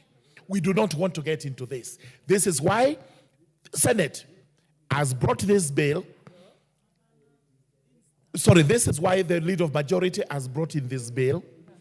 And as such, we have to support the bill for the benefit of our farmers. So with those very many remarks, I beg to support this bill. I will also support the amendments proposed by those who come from the coffee growing areas, because they are the paramount stakeholders in this. Good amendments have to be supported so that we make this bill as good as it can be. Thank you, Mr. Speaker. I do support. But can you hear me first? Mheshimiwa Wanyonyi, have you? Yeah. Thank you very much, Mr. Speaker. Honorable I've been members, waiting the whole afternoon to talk about this bill. You, And, honorable members, can I order honorable members? I want to bring to your attention that we'll have an adjournment motion at exactly 5:30. I can't hear. And I want to bring to the attention of all members that we'll have an adjournment motion at exactly 5:30, which is exactly 10 minutes away. So if you take less time, then you'll allow, because this motion has got a lot of interest, this bill, will allow more members also to weigh in on that. Proceed, Honorable MP for Kwanza. I shouldn't be the last one. Proceed. First of all, Mr. Speaker, I want to thank you for the opportunity. And I want to draw the attention of the Kenyans that the coffee is actually, from the time it was introduced in this country, almost a century ago, it was referred to as gold. It's actually gold in Kenya because black gold. And most farmers were involved. And I remember when I was a small baby, we had a lot of coffee plantation. And Mr. Speaker, as mentioned by other people, coffee was wide in areas, particularly in my area of those sides of Bungoma. Why are you cutting my speaker? Yes, proceed. What happened? This is a frustration, actually, it's confusing. I was making a contribution, Mr. Speaker, Proceed. that actually coffee was referred to as black gold because it was black gold at that time. And as mentioned by the proposer of this bill, and I think it was mentioned by my chairman of agriculture, Kenya was actually the second to Ethiopia in terms of exportation and growing of coffee in this country because we actually refer to it as black gold in our own area. It's because, of course, looking at the requirement for the growing of coffee, Mr. Speaker, coffee, we have a very good soil, particularly the slopes of Mount Kenya, slopes of Mount Algon, where I come from. We actually are planting a lot of coffee because of the soil and the climatic condition at that time.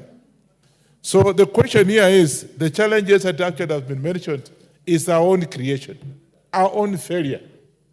We should actually look at it very critically, and I've been talking to my chairman of the Agriculture Committee. As we proceed, we want to revert coffee so that it becomes black gold as actually was perceived at that time. Because, first of all, we were actually beating Ethiopia. Ethiopia and Uganda. Uganda was number 3. We were number 2 to Ethiopia because, of course, of the topography in Ethiopia. So they were growing a lot of coffee there. But we actually failed ourselves. One, we had the extension officers, Mr. Speaker. The extension officers were helping farmers to actually assist in production of this particular gold. And of course, as you know, we were then exporting after processing. But today, our own failure has been, we are now actually exporting raw material in the raw form, other than actually, even those factories that were there, the small factories were there that were processing coffee at that time, are no longer there. And I want to find out exactly what happened. So that's why the Committee of Agriculture and the chairman is here. We are going to ask the Minister of Agriculture to see how can be able to revive those small factories that were processing the coffee before actually were exported. And of course, we are earning a lot of foreign exchange. And this country was really, as a reminder, was really respected because it was actually coffee exporting country in Africa, apart from Ethiopia. Therefore, I think we should be able to do, one is that be able to get the research institutions, the research centers actually revitalized to be able to actually start continuing with the research of coffee, and we get various varieties, because at the end of the day today, people are very, with the technology that actually is there today, Chair, Mr. Speaker, people want to know what variety are you actually producing. You go to some other countries and you ask what you want to take, you want to get tea, they ask you what kind of tea. Say, I want an African tea. You get very good tea because it's actually exported. If you want African coffee out there, it's very well processed, and therefore, again, this is something that we have to ask the research. And I think AFA was coming up with those research. Now today, we are now removing coffee from AFA so that it's on its own. We have the coffee board of Kenya, which again, I don't know. You ask me, I don't know what went wrong with the coffee board of Kenya. But it actually went into AFA because of the marketing part of it. So, Mr. Speaker, we actually have to go back and see where the rain started beating us. And last year, not least, I wanted to make sure that we have these extension services, which of course, as we are saying, we are reviving the research areas, we are reviving. Somebody mentioned earlier, I think one of the speakers from the very beginning, that you should have centers in areas that are growing coffee, other than coming all the way to Nairobi. If you have an issue, you have to come all the way to Nairobi, which is not right. Let's have some of these things localized so I can be able to see if there's any problem for a particular farmer. The farmers are actually willing to. And of course, if you have planted coffee, like I have got coffee in my area in Trans Nzoia, which was one of the biggest areas that were growing coffee that time, because the white settlers actually settled there and were growing coffee in those areas. You can also plant. Apart from planting it, you can also have intercropping of the whatever product you want, the maize, wheat, whatever, even sunflowers. And therefore, I want us to take this very seriously. And Mr. Chairman, you are here, Chairman of Agriculture. Let's get people who are supposed to revive this coffee sector for the benefit of our country. With those few remarks, I know you are looking at me, you are looking at, I want to take this opportunity to support this, and I'll be among those that are going to come up with a new proposal to be able to go back to where we were, because it's just carelessness that the coffee sector today is no more. I support this bill. The Honorable Mogaka, MP for West Mugirango, you have exactly 2 minutes. Mike. Thank you, Mr. Speaker. And I must thank the Committee for Agriculture for making this bold initiative to make the 13th Parliament the savior of the coffee farmer in this republic. I allowed the introduction of this bill, and I support the committee's report, and I will also be on my toes proposing very progressive amendments that are going to make our coffee farmers have their smile back on their faces. And as I say this, Mr. Speaker, when we were growing up as children, indeed, coffee was gold. It will be a disaster when we are adults and in leadership that now coffee turns out to be a disaster. I want to urge this Parliament to rise to the occasion and make Kenya a great coffee producer, a great coffee exporter, and a great foreign exchange earner as it was before. Mr. Speaker, my constituency, West Mugirango, was one of, and still is one of the largest coffee producers, but majority of the coffee bushes are abandoned because farmers have been driven out of the farm because of the mismanagement, the squander, and the pilferage that goes on in the coffee sector. This bill seeks to introduce systems that are foolproof, that are farmer-centric, that are going to assure that every farmer will get value for their farm, for their farm work. And I want to urge and take this platform to ask my people of West Mogrango that if there is a time we need to revive our coffee sector, if there is a time we need to get back to the coffee farms, if there is a time we need to make money out of this coffee, the time is now. And as their member of parliament, I will be in the front line of making sure that we liberate them, we empower them, we ensure that coffee farmers get value for their money. I support. It's exactly 5:30. By the time we reconvene again on this bill, the Honorable Mogaka will have an additional 8 minutes. And if he is going to be in the House, he will be followed by the MP for Manyata. Order, honorable members. Next order. The Honorable Gachimo, I see you, and I would gladly give you an opportunity for you to contribute. You must take note that the chair is one of the founder members of the Coffee and Tea Parliamentary Association in this parliament, in the 7th parliament. So coffee is something that is very close to my heart. So I know you, how much you are committed to it. But the Honorable, next order, let's continue now. The Honorable Mbui, you have an adjournment motion. We have an adjournment motion. You have 10 minutes yourself. You'll not have a seconder. And every other member will have only 5 minutes. Yeah, thank you. Thank you, Honorable Speaker.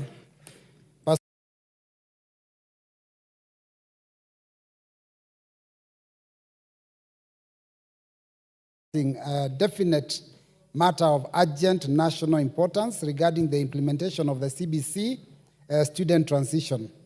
First, I want to thank the Speaker for allowing this motion and also the House for supporting it so that we can be able to address this motion. Now, Honorable Speaker, as enactment of the competence-based curriculum continues, the Pioneer CBC class is expected to transition to grade 9, commencing in January 2025. However, this transition has caused increased apprehension among parents and widespread concern on the preparedness of the education sector with regard to the transition.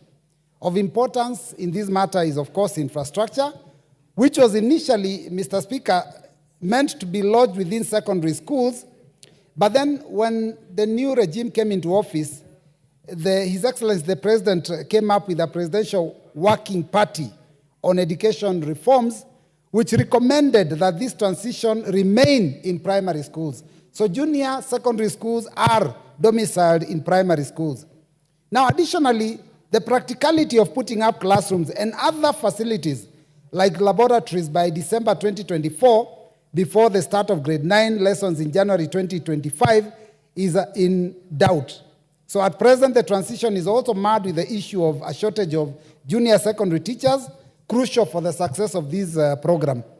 Now, Mr. Speaker, it's against this background that I want to encourage the House to discuss this matter with a view to exploring possible solutions and advise the key players, stakeholders, and the country at large on what we need to do within the period that is still remaining before these children end up in that position. Mr. Speaker, I want to point out first that the grade 8, which is going to grade 9 next year, are the pioneer in CBC. And Mr. Speaker, if you remember, these children, when they came from grade 6 to grade 7, they did an entry exam. And Mr. Speaker, all schools were not entitled to carry out CBC. So these children, some of them had to travel for many kilometers because what the Ministry of Education did is that it collapsed. A few schools were allowed to provide junior secondary while others were not. In my own constituency, Mr. Speaker, there was almost up to 5-6 schools that were feeding into one school. So what was happening, Mr. Speaker, is that there was serious congestion. And this is what we are worried about. This is what we want to make sure that we don't fall into, we don't want to fall into that trap. Mr. Speaker, this is the facts of this matter.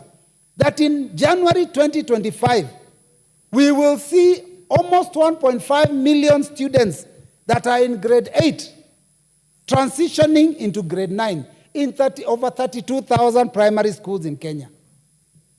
Mr. Speaker, that is only 3.5 months away from now. Is the Ministry of Education prepared for that transition? That is the matter, and that is the reason why I have thought that it is important for this House to discuss this matter. What do we require, Mr. Speaker? We require 32,469 classrooms. And that is only on the assumption that every one of the schools requires only one class. There are schools with 5 streams, with 3 streams, with 4 streams. So we are probably requiring almost 60,000 classrooms.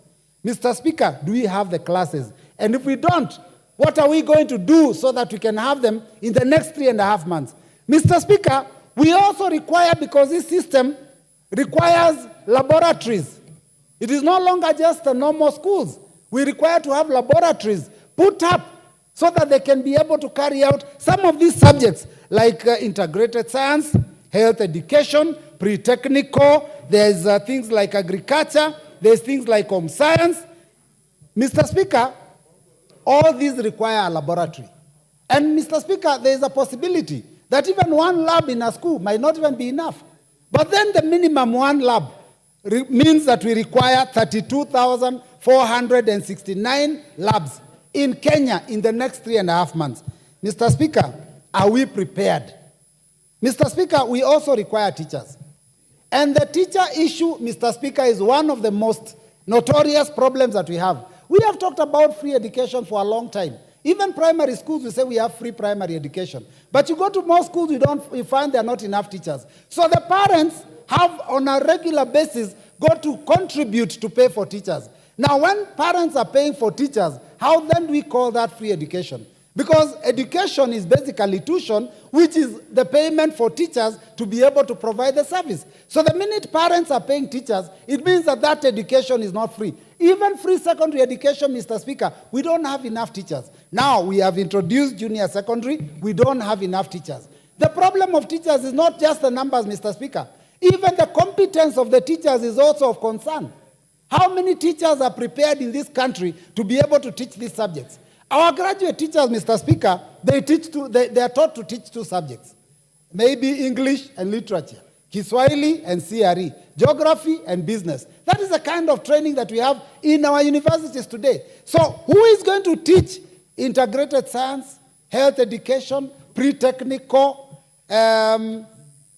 sports, all these subjects, Mr. Speaker? And to compound it even further, the CBC, in the wisdom of the ministry, they have, instead of reducing the number of subjects, they have condensed the subjects and combined them. That means that there are subjects that are being taught and offered to be taught in our schools that have no trained teacher, not in Kenya, not in Africa, not in the world. There are some subjects that have been combined. There is no one technically capable of teaching those subjects. But every day, Mr. Speaker, the bell rings and someone walks into the class and teaches. What professional qualification do they have to teach these combined subjects that are putting together 3, 4, 5 different subjects that require different skills and different training? So, Mr. Speaker, we also have the challenge of teachers. So, Mr. Speaker, what do we need to do? I think, Mr. Speaker, today I would want to encourage that members try and offer solutions. And I have a few that I want to offer. Because I know, Mr. Speaker, that education is the future of this country. In fact, that is one of the reasons why the youngsters came here and wanted to take over the House. Mr. Speaker, because we must do things right, not just for the Gen Z, but even for the Gen Alpha and the ones that are yet to be born. We must make sure that we do things that are going to make this country competitive in the community of nations, so that our graduates from Kenya can be able to contribute in this world. So, Mr. Speaker, what solutions do I offer? First, let us expedite the release of funds. Mr. Speaker, as we sit here, there is even money of CDF of last financial year that has never been released. And members would have probably put up some of these classes. If the money is not released to members, or rather to the constituencies where members can go and oversight, then that means that we have a problem that is still growing. Mr. Speaker, there was also money that was supposed to be also allocated to the Ministry of Education that was supposed to be helping to put up the classes. That must be expedited. Any debts in the Education Ministry must be cleared immediately. Mr. Speaker, secondly, We must increase the budgetary allocation for the Ministry of Education for purposes of solving this problem. Mr. Speaker, this is an emergency. When we had COVID, we spent billions. Now we have MPOX a year, there's 6.5 billion supposed to be spent. We can spend any last cent of Kenyan money to solve this problem because we don't want our children come January to be loitering the streets because there are no classes. I know the ministry is likely to create a situation or a solution. What they are likely to do is to combine classes. Standard 1 or grade 1 and grade 2 be put together. That means we are compromising quality of education. Our children are told to walk long distances to a school in the distance, somewhere far, where they probably have larger class sizes. So, Mr. Speaker, I believe that the solution is to provide money. And that money must come from the budget, even if it means this House reallocates some money. We must look for money to be able to provide a solution to this problem. Mr. Speaker, I want to just advise the ministry that every time someone is appointed to be minister or a new regime comes into place, you don't have to come up with a new education system. You know, in 2013, we were treated to an issue of laptops, that every child going to grade 1, standard 1 would have a laptop. Today, those children are in university. They never saw a laptop. After 2-3 years, they saw a tablet. Those tablets are not even there. They were bought 1 year, they are destroyed, there was no planning.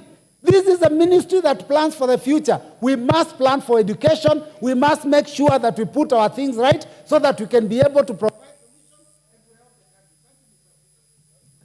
The MP for Seme. Thank you, Mr. Speaker. Mr. Speaker, we are in a crisis. And we are in a crisis because the Ministry of Education is characterized by lack of coherence in policy formulation and implementation.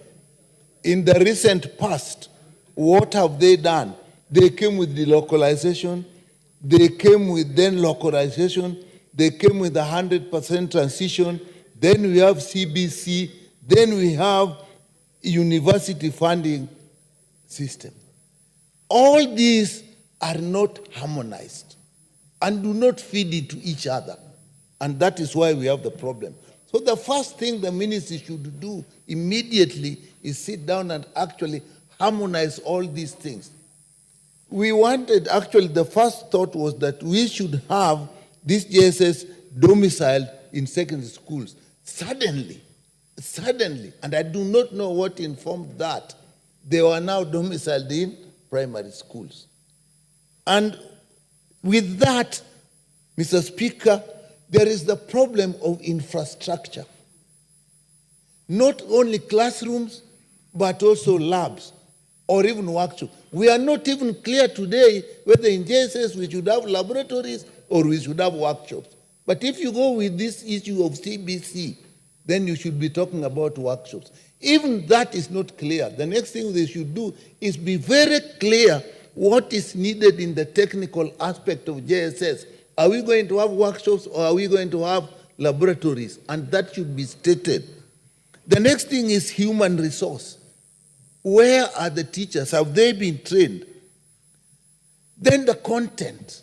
The truth is, even up to now, there is no clear curriculum for JSS. Go and ask the teachers, they'll tell you there's no clear curriculum. And next year, we're having these kids moving. And even there's no clear schedule of teaching materials that should be used. So in my mind, the first thing that we need to do, the ministry must sit down and harmonize these policies. But in terms of JSS, they must come out with clearly what are the structures we need, what is the funding that is required for that. I do not know whether the funds are, even if available, we can do it in 3 months, but that must be there. 2, the human resource. Now, when we get there, there may be space in secondary schools. Are we going to retool some teachers even in secondary schools to actually get these kids be taught next year? That is something we should look at. The content of what should be taught must be clear. We should be clear what is it, what is the curriculum. Ask the teachers what should be taught. It is not clear. The next thing, Mr. Speaker, is what are the teaching materials that should be there? You remember when these things started, people were talking of chicken being taken there to be slaughtered and things like that. When those jokes ended, we didn't end up with clear schedule of materials. So to me, Mr. Speaker, this is an emergency. And actually, they are used to putting up committees. They must now put up a committee to look at how this transition is going to take place, starting with the infrastructure, the funding of the same. Maybe that could be done. There is tooling of teachers that are available wherever they are, so that can be done. Having a clear curriculum. If they have some bits and pieces somewhere, they should put it together. And then the teaching materials that are required.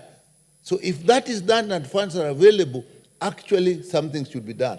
Mr. Speaker, unless those things are done, I think we are going to have a crisis. But much more importantly, the ministry must start to have some coherence in its policy formulation and its policy implementation. Things that are being done off the cuff here and there, Mr. Speaker, is just going to ruin the education of our children. Mr. Speaker, that is my contribution to this.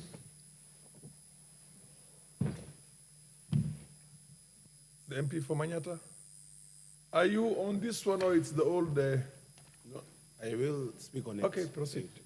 Thank you. Thank you, Honorable Speaker. I want to thank the Honorable Member for this very crucial and important motion.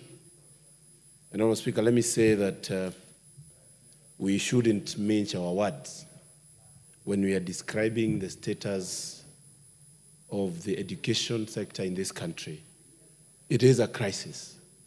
And Honorable Speaker, whenever we have a crisis, we should always come together, offer solutions, and be able to see how we can handle it best. Honorable Speaker, the CBC program that came into this country a few years back has been one elephant that has not been able to actually take course as it was anticipated to do.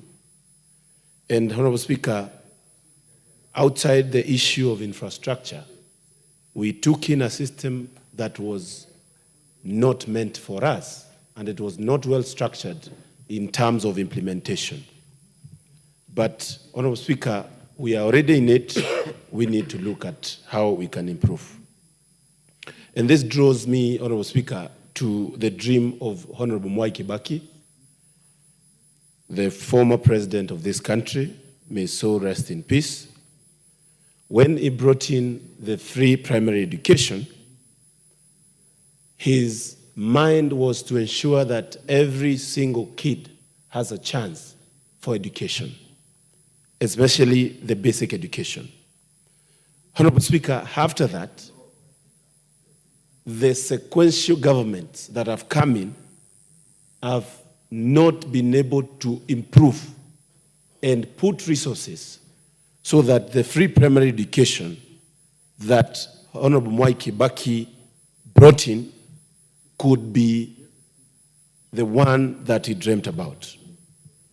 And Honorable Speaker, there is a saying when we had a lot of problems in this country some times back, that the kids that were in the streets are actually the first products of the free primary education of Mwai Kibaki.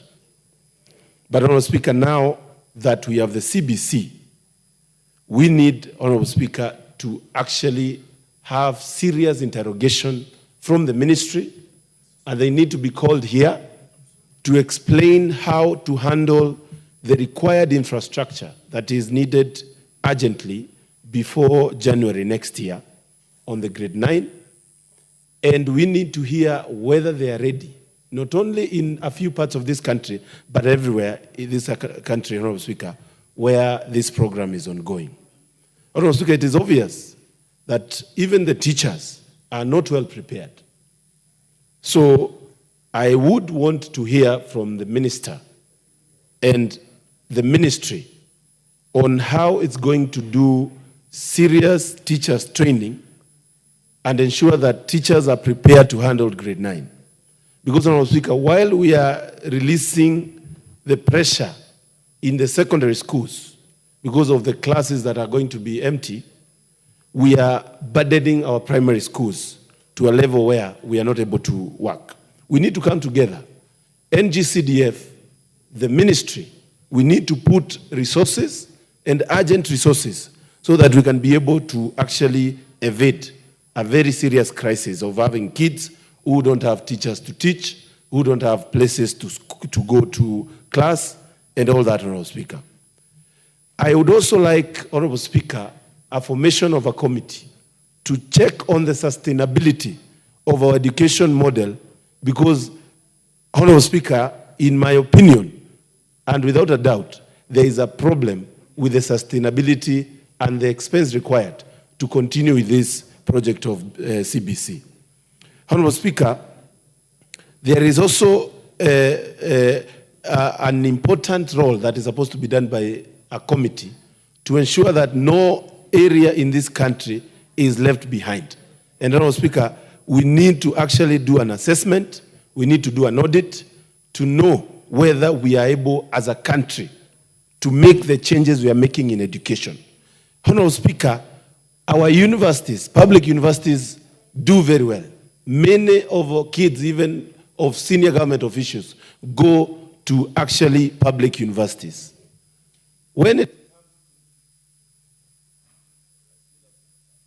no, you've run out of time.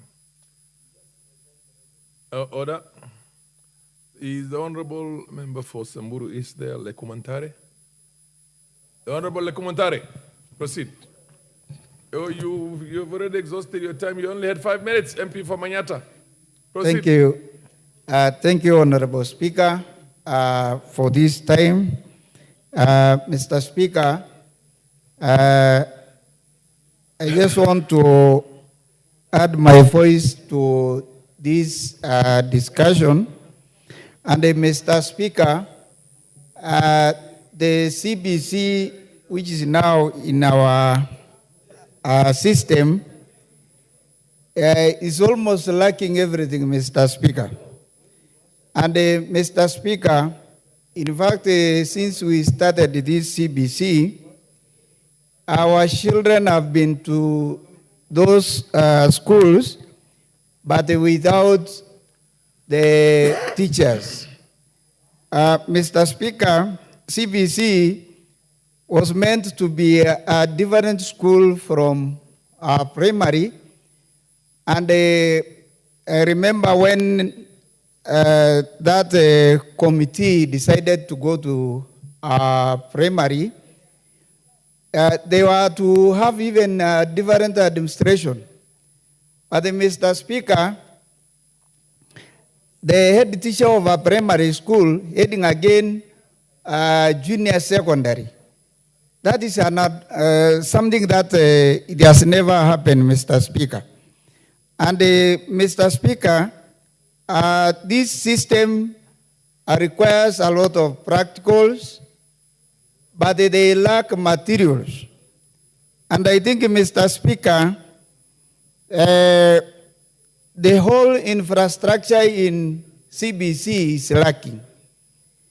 In fact, what they are still using is the balance of classrooms, that is from class 7 and 8, but we are seeing a problem. And Mr. Speaker, the members of parliament are talking from a knowledgeable point of view, because we do visit this institution. And Mr. Speaker, we entered a system that we are not ready and we are not prepared for it. And because we are there, Mr. Speaker, then the Ministry of Education should come in and provide what is required. Because I remember even when they were supposed to go to the high schools, I mean the secondary, they gave some classrooms which may be left in the secondary schools. So I think where we are, the students, Mr. Speaker, since CBC started, there is nothing much which is going on in junior schools.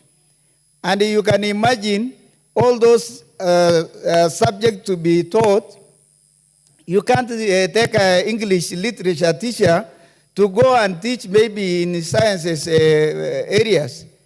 That is a problem, Mr. Speaker. And we have already affected our children. So I think this grade 9, something serious needs to be done, Mr. Speaker. And it is not the assumption of many people that the NGCDF will be able to provide the infrastructure. But Mr. Speaker, it is not enough. CDF is trying, but the ministry has a lot of funds which they really need to give to these institutions. Otherwise, come to next year, we'll have a lot of problems. Because right now, the primary school, where junior secondary school is, they have now a maximum. They have reached a maximum whereby there is no any other extra classroom. And we cannot wait until that time. So I think, Mr. Speaker, we really need to get the ministry so that they will provide the solution. What can we do before that time? Otherwise, thank you, Mr. Speaker. This is a good move, and we are going to support. The Honorable Phyllis Arto, is the MP for Moiben in the House? No, MP for Moiben is not in the House. The Honorable Nabi, followed by the Honorable Mutunga. Proceed. Nabi first, and then followed by the Honorable Mutunga. Nabi, Nabwera. Yes, I'm here. Proceed. Thank you, Mr. Speaker. Mr. Speaker, I want to add my voice on this noble motion this afternoon. Mr. Speaker, the CPC is facing a myriad of problems. Other than the lack of classes, lack of laboratories and resource centers, lack of teachers, enough teachers for grade 7, 8, and now we are going to have grade 9. But more importantly, Mr. Speaker, mathematics, English, integrated science, and computer has almost nil teachers at grade 7, 8, and 9.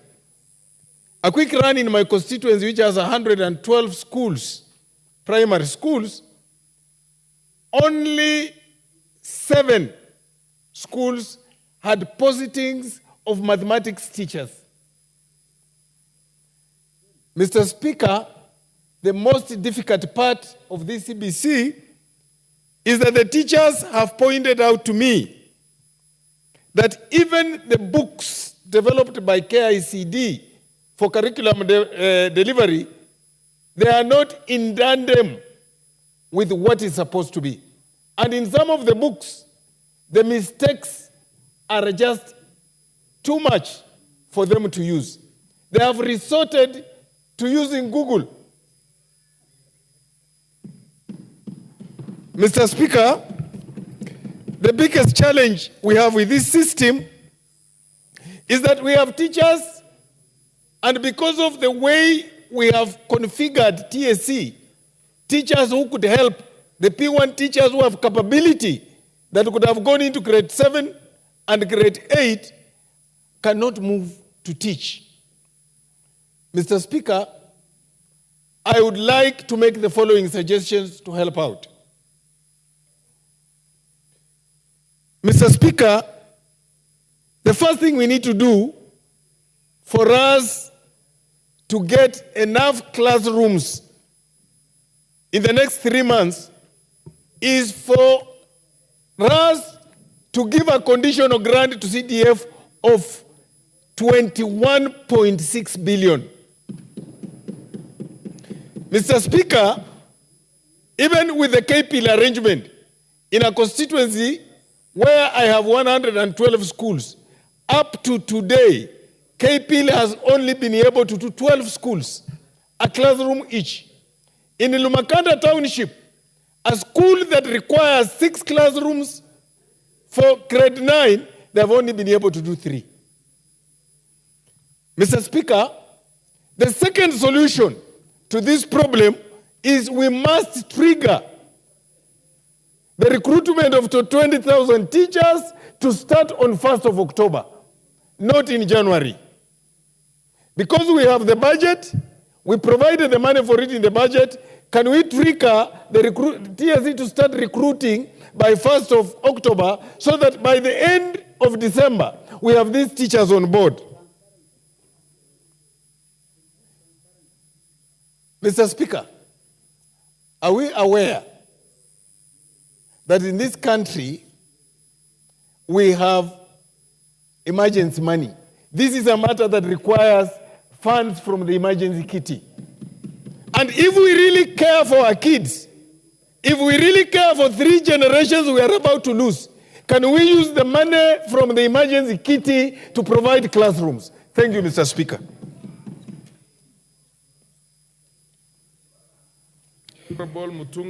Thank you, Honourable Speaker, for the opportunity to also add my voice to this debate. Honourable Speaker, I start from the point of view that as a country, we are straining right now. We are straining economically because we are not able to meet our ends. Honourable Speaker, every Kenyan knows how we closed the financial year. Very many bills transited to this year, which means we actually do not have enough money. The other day I watched the CS Treasury speaking to Senate, and the kind of confessions that he made, that we really have to be very, very careful how we spend the little that we have. Honourable Speaker, we have an entire infrastructure laid out in secondary schools. And Honourable Speaker, these children are Kenyans. If we must take them through this experiment, then let us be realistic at least for once as a country. Let us realize that we have an entirely completed and tried out infrastructure at secondary school which they can immediately occupy. Treasury doesn't have to cough a single coin. We do not have to build other classes. Honourable Speaker, we are doing double development or double provision. We are going to invest in doing grade 9 classes for junior secondary school, and then we shall forfeit the Form 1 classes which are already there waiting for children. That is not logical, that is not reasonable. As a country which is training, we are making a huge mistake. We need to be realistic. Honourable Speaker, if it is the name, calling it junior secondary school, we can rename it. Let's set up another committee to come up with an appropriate name to call it transitory. That it is transiting from primary to secondary. It doesn't really matter. We are the ones who are inventing these names. Honourable Speaker, I am of serious opinion that we must continue with this experiment on our children. Let us be realistic for once as a country. Honourable Speaker, as you continue teaching children, the advancement of knowledge, increases. The need for investment in facilities, in elaborate laboratories, in reagents, in equipment, calls for, attention. And the problem we have right now is that all primary schools in this country, 99% of the primary schools in this country do not have elaborate laboratories. They do not have sufficient amount of reagents. In fact, these secondary schools do not have laboratories. We are struggling as members of parliament, trying to guide that CDF focuses on building laboratories for these secondary schools. So if we do not even have laboratories for these secondary schools, people are in Form 3, Form 4, and they're preparing for their exams. How can we be talking of establishing laboratories for our own new system that is actually being tried out? Honourable Speaker, if the infrastructure is already there, let us take the children there. Again, Honourable Speaker, we need elaborate libraries. We need libraries that will give these children sufficient material to be able to learn what it is. We have problems with some of the subjects like integrated science. Honourable Speaker, at secondary school level, you find a chemistry teacher, a biology teacher, a geography teacher. Teachers are there. We can cause this integration quickly by guiding them in terms of the principle. Who should be teaching what under the integrated curriculum? Honourable Speaker, let us be realistic as a country. So many of our children are going to be having a very difficult time at learning when without facilities, learning without proper books, and learning without well-trained teachers. It is another issue, Honorable Speaker, the grading system, exceeding our expectations, above expectations, below expectations. We know for sure when our children have to access universities in other countries, or when we have to get jobs in other countries, we are even taken through an examination to get to know whether we understand. And then we have universities that are proven, which have given us certificates. Honorable Speaker, in this particular system, and I question, are we really going forward or backward? Shall we really deliver Kenyans who are ready for that market or not? Honorable Speaker, I think we need a rethink as a country, and the task force that produced this and it was adopted, I think it needs to go back to the drawing board and ask themselves, did we actually do the right thing? Honorable Speaker, I do support. The MP for Kasipul, followed by the MP for Gichugu. Thank you very much, Mr. Speaker. It is Kabondo Kasipul, Mr. Speaker. Okay. And there is Kasipul constituency. For record. Eva Obara. Thank you. Okay, proceed. Mr. Speaker, this is not a laughing matter. And we need to say it as it is. Mr. Speaker, the questions that we asked ourselves is CBC facing challenges? And I'm saying that yes, a big one. And we actually look like we made a false start. Mr. Speaker, most of schools, I'm talking about my constituency, most of them are ill-prepared in terms of infrastructure. We don't have enough classrooms, we don't have laboratories, we don't have libraries for these JSS schools. Mr. Speaker, CDF has tried to build classrooms, but not enough. Not enough has been done. Mr. Speaker, the ministry has also done some work, and again, as I said, not enough has been done. Mr. Speaker, it is not realistically possible for the ministry or CDF to build laboratories in all these JSS schools. That is the reality. Mr. Speaker, the elephant in the room is a human resource. A teacher is ill-equipped. By being a science teacher or an arts teacher, they are forced to teach sciences as biology. They are assigned biology, assigned chemistry, which they did not, was not their subject in the university. Mr. Speaker, they are forced to read in the night and prepare for science subjects and come back and disseminate this to the students. Mr. Speaker, do you call this learning? No. Mr. Speaker, retooling has also not been done. So the teachers, as I've said, are ill-prepared, and I can tell you for free that they are a frustrated lot in the JSS classrooms. Mr. Speaker, the transition to grade 9 is another problem. We have 3 months to think through how these students are going to transit. Is it possible to build new classrooms for them? No. Within the time that is left, I don't think so. Is there enough money to give to the CDF to build the classrooms? I'm not sure. Maybe that can be answered by the chairman. Mr. Speaker, as I said, let us be realistic. What is the possibility of grade 9 being domiciled in the secondary school? Mr. Speaker, previous challenges of the age that we had is no longer an issue because the last cohort of 844 are actually going to exit this year. And therefore, all the students who will be in secondary school will be of the CBC, program. Mr. Speaker, let's think outside the box. Grade 9, as they go to Form 1, if at all we agree to that, is that there will be an extra classroom because there will be no Form 1. So it will be at no expense. Mr. Speaker, will this be possible? Yes, I think it will. We will have laboratories, that will not be a problem. We will have subject teachers, that will not be a problem. The matter of the library will also be sorted. Mr. Speaker, do we need to push through what we know may not be humanly possible to do within the months that we have? Let's think outside the box. We are the ones, it is not cast on stones. We are the ones who made the policy, and we can review it and see how best our children can benefit on the education. Let us not waste the future generation of this country. Thank you.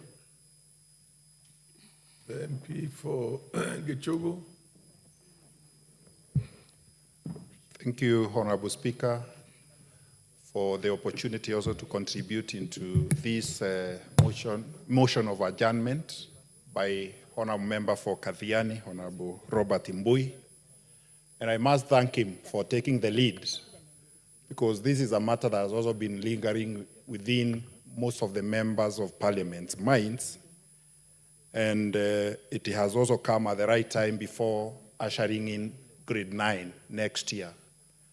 And there's a possibility of addressing the issues that have been raised if we bring our hands together as a Parliament and also involving the executive, as we did in the matter of higher education funding under the leadership of the Right Honorable Speaker. I think this is a matter that also requires a kamukunji, so that the PS Department of Basic Education can be able to come and brief the House on the preparedness of this CBC before there's a lot of confusion. And I believe one of the reasons that members are concerned, and actually even the parents and the public generally, is that information dissemination from the ministry has been very limited. There's scarcity of information, and the Ministry of Education has roots up to the sublocational, up to sub-county levels. But the officers of the ministry, instead of disseminating this information across the schools to the parents, they have had a lot of laxity, and this information is not calculating down to the consumers. Honorable Speaker, I happen to have attended one of the sessions that had been sponsored where my children go to school, by the school to bring a person from the ministry to come and explain the CBC thing. The way it was explained, I was able to understand, and it is a good thing. And the period for junior secondary is supposed to prepare these children for their competencies, in their areas of competencies, before they transit to senior secondary school, so that if someone drops along the way and is not able to make to the university, you can make a livelihood through the competence that you've been able to be taken through that training. But however, this information is little known to many parents in this country. It is the high time that we task the relevant department to take up the role of dissemination of information to the consumers, who are mainly the parents and the students, to every school. I think they can be able to sponsor, to sponsor and also get data of all the requirements for the CBC in each and every school. I know NGCDF, through the little resources, they are making efforts to build more schools and to be able to provide the relevant materials and equipment for this. But with little information, we will not be able to do much as we may be expected. Honorable Speaker, as I wind up, on the issues of infrastructure, I think for there to be equity for every child in this country, infrastructural money should not be disseminated or distributed through constituencies, they should be distributed through constituency, but based on the actual need per constituency, not a general, a blanket figure, which is 400 to the constituency, because we have schools which do not require infrastructure, others require. Others require new classrooms, others require innovation. Honorable Speaker, I support. The MP for Bumula, followed by the Honorable Mary, the Chair of the Education Committee, and the Honorable Ruku. Proceed in that order. Thank you, Honorable Speaker. I want to take this opportunity to thank my leader and my brother, Honorable Mbui, for bringing this indeed very important motion that affects our children, and that is our future. Honorable Speaker, we have a problem. I come from, I head a rural constituency that has about 110 schools. And out of all the schools, Honorable Speaker, the infrastructure to accommodate this program is lacking. It's not even at 5%, Honorable Speaker. I think the government must rethink its strategy. We need urgently to pull together resources, and for the interest of these children, Honorable Speaker, ensure that we finance these schools, and I propose through CDF, because there's a direct link to the ground, to ensure that we prepare ourselves for January.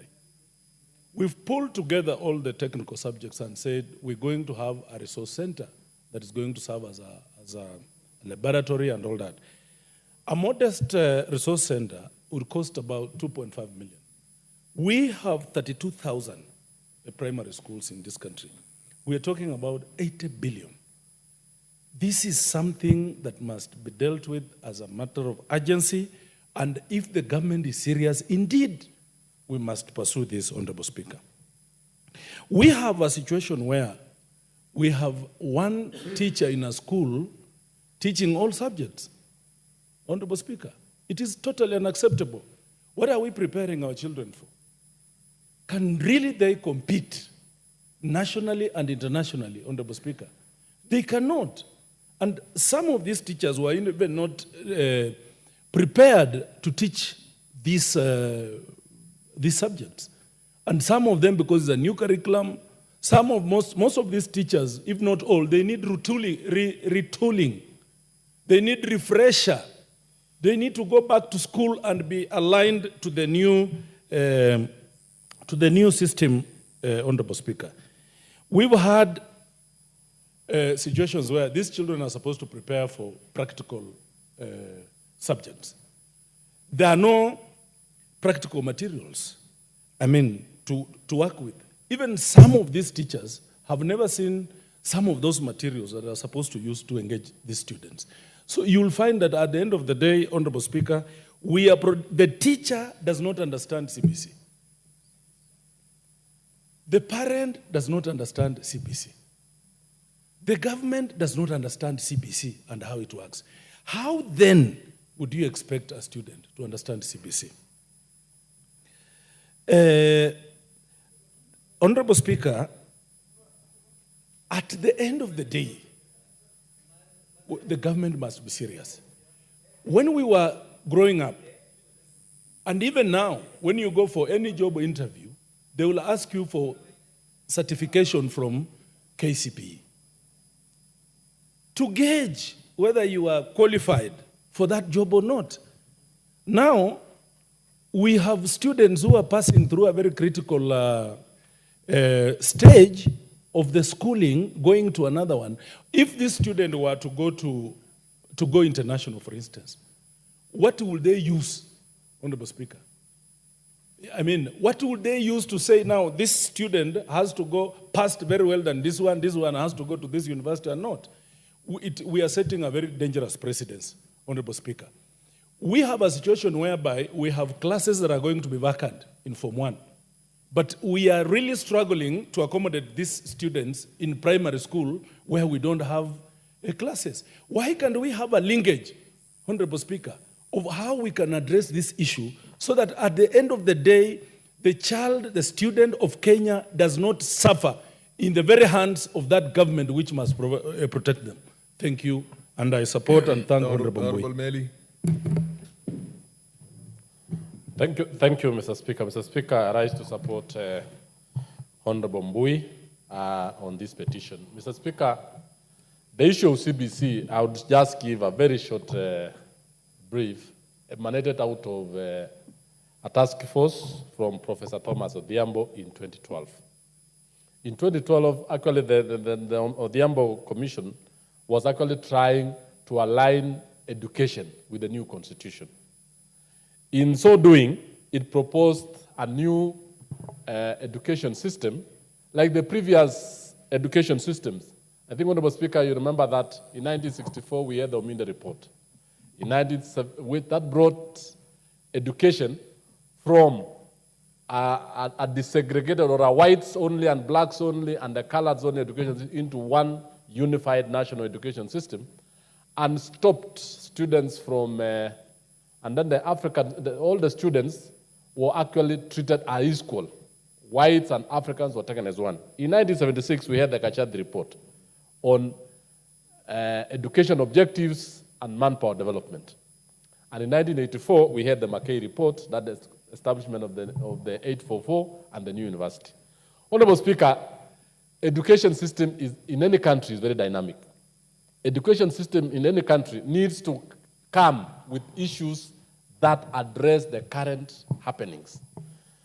Why the 844, which was introduced in grade 7 and it went to class 8 immediately, succeeded was because the then government of President Daniel Arap Moi did a lot of publicity.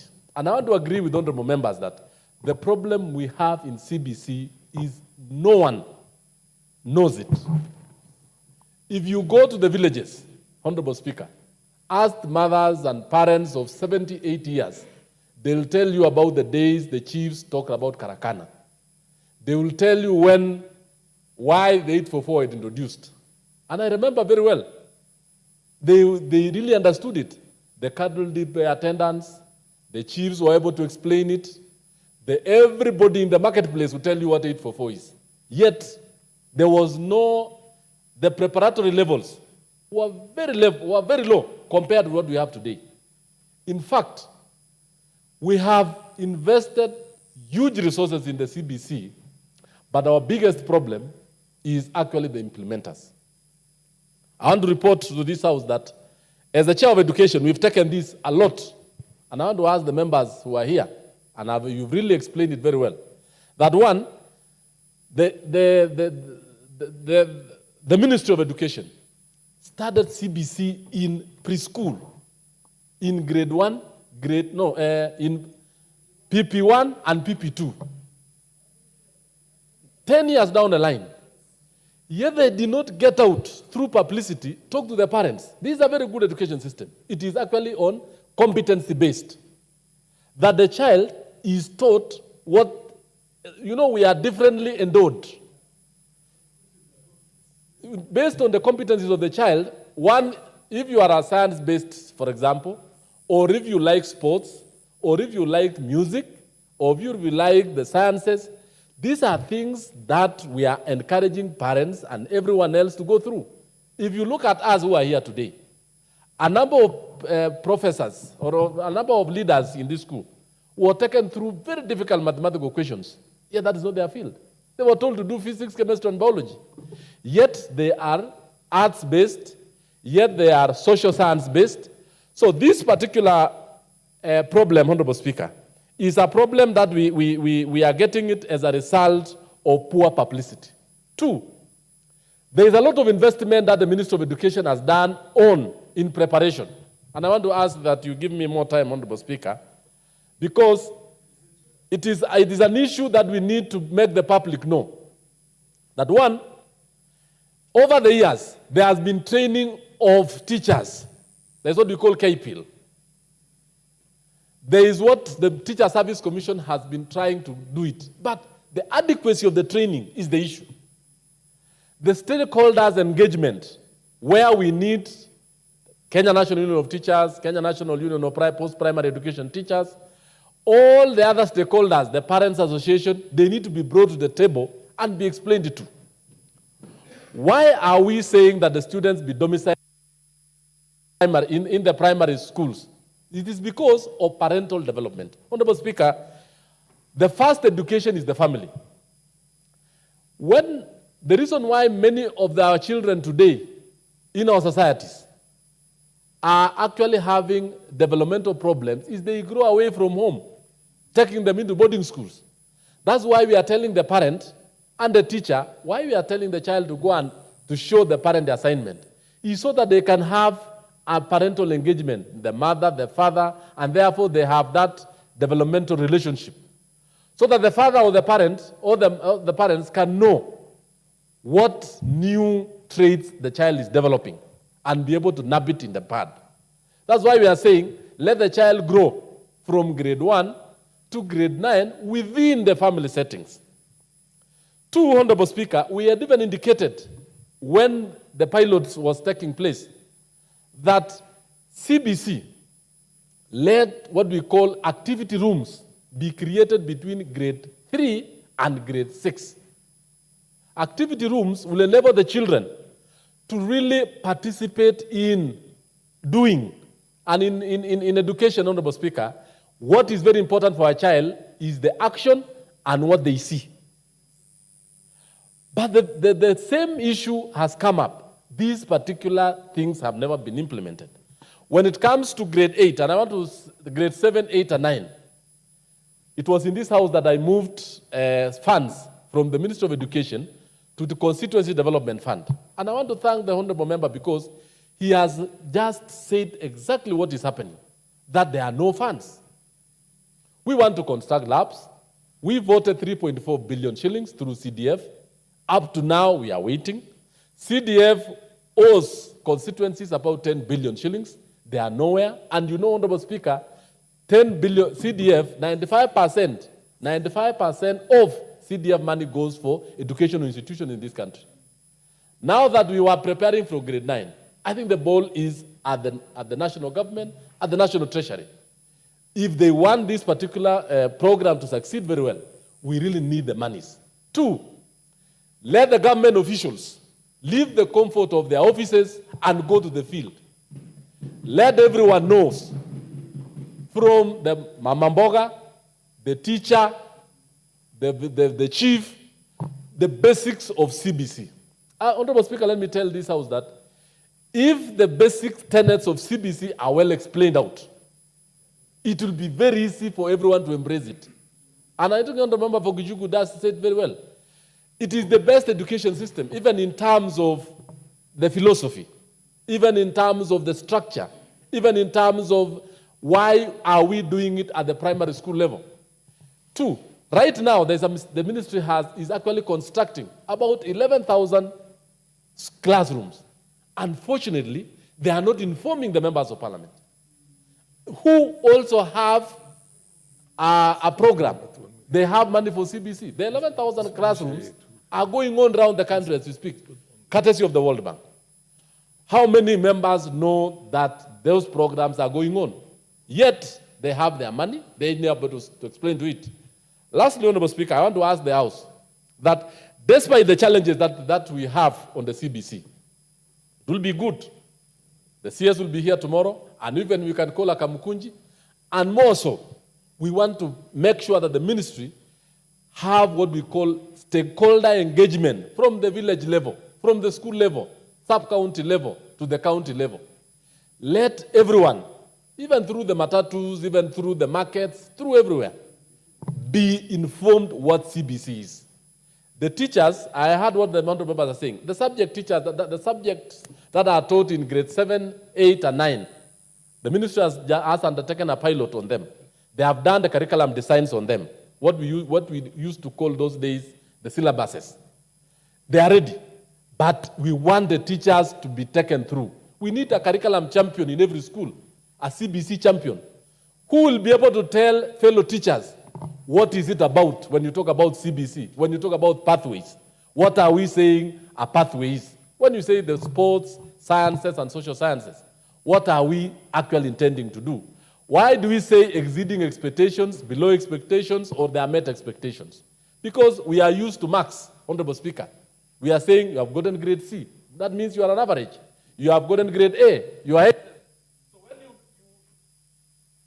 when you exceed Yeah, you've taken 1 minute. given your Expectation, Mr. Speaker.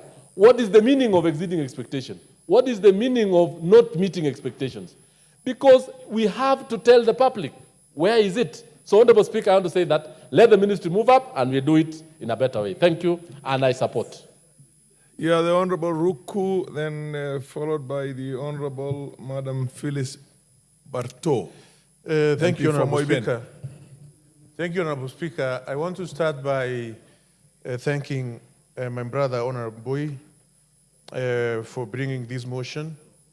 And Mr. Speaker, last year, I had a similar motion in this House, where we discussed CBC into details, and this House resolved quite a number of issues as far as CBC is concerned. Mr. Speaker, I feel very disappointed that the same matter is again on the floor of this House, whereas this House resolved a number of things.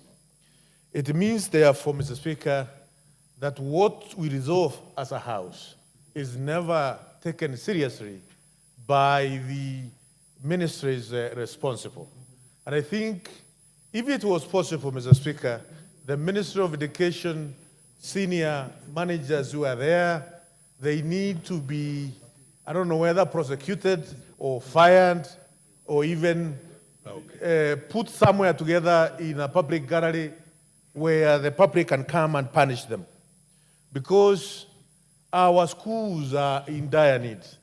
In my constituency, I have 100 primary schools and 48 secondary schools, Mr. Speaker. And all these schools are in terrible state. The money allocated through CDF is not enough to take care of the needs which each and every school needs. Mr. Speaker, we went through in this House last year that there are a number of challenges which this system of education is facing. Curriculum development, Mr. Speaker.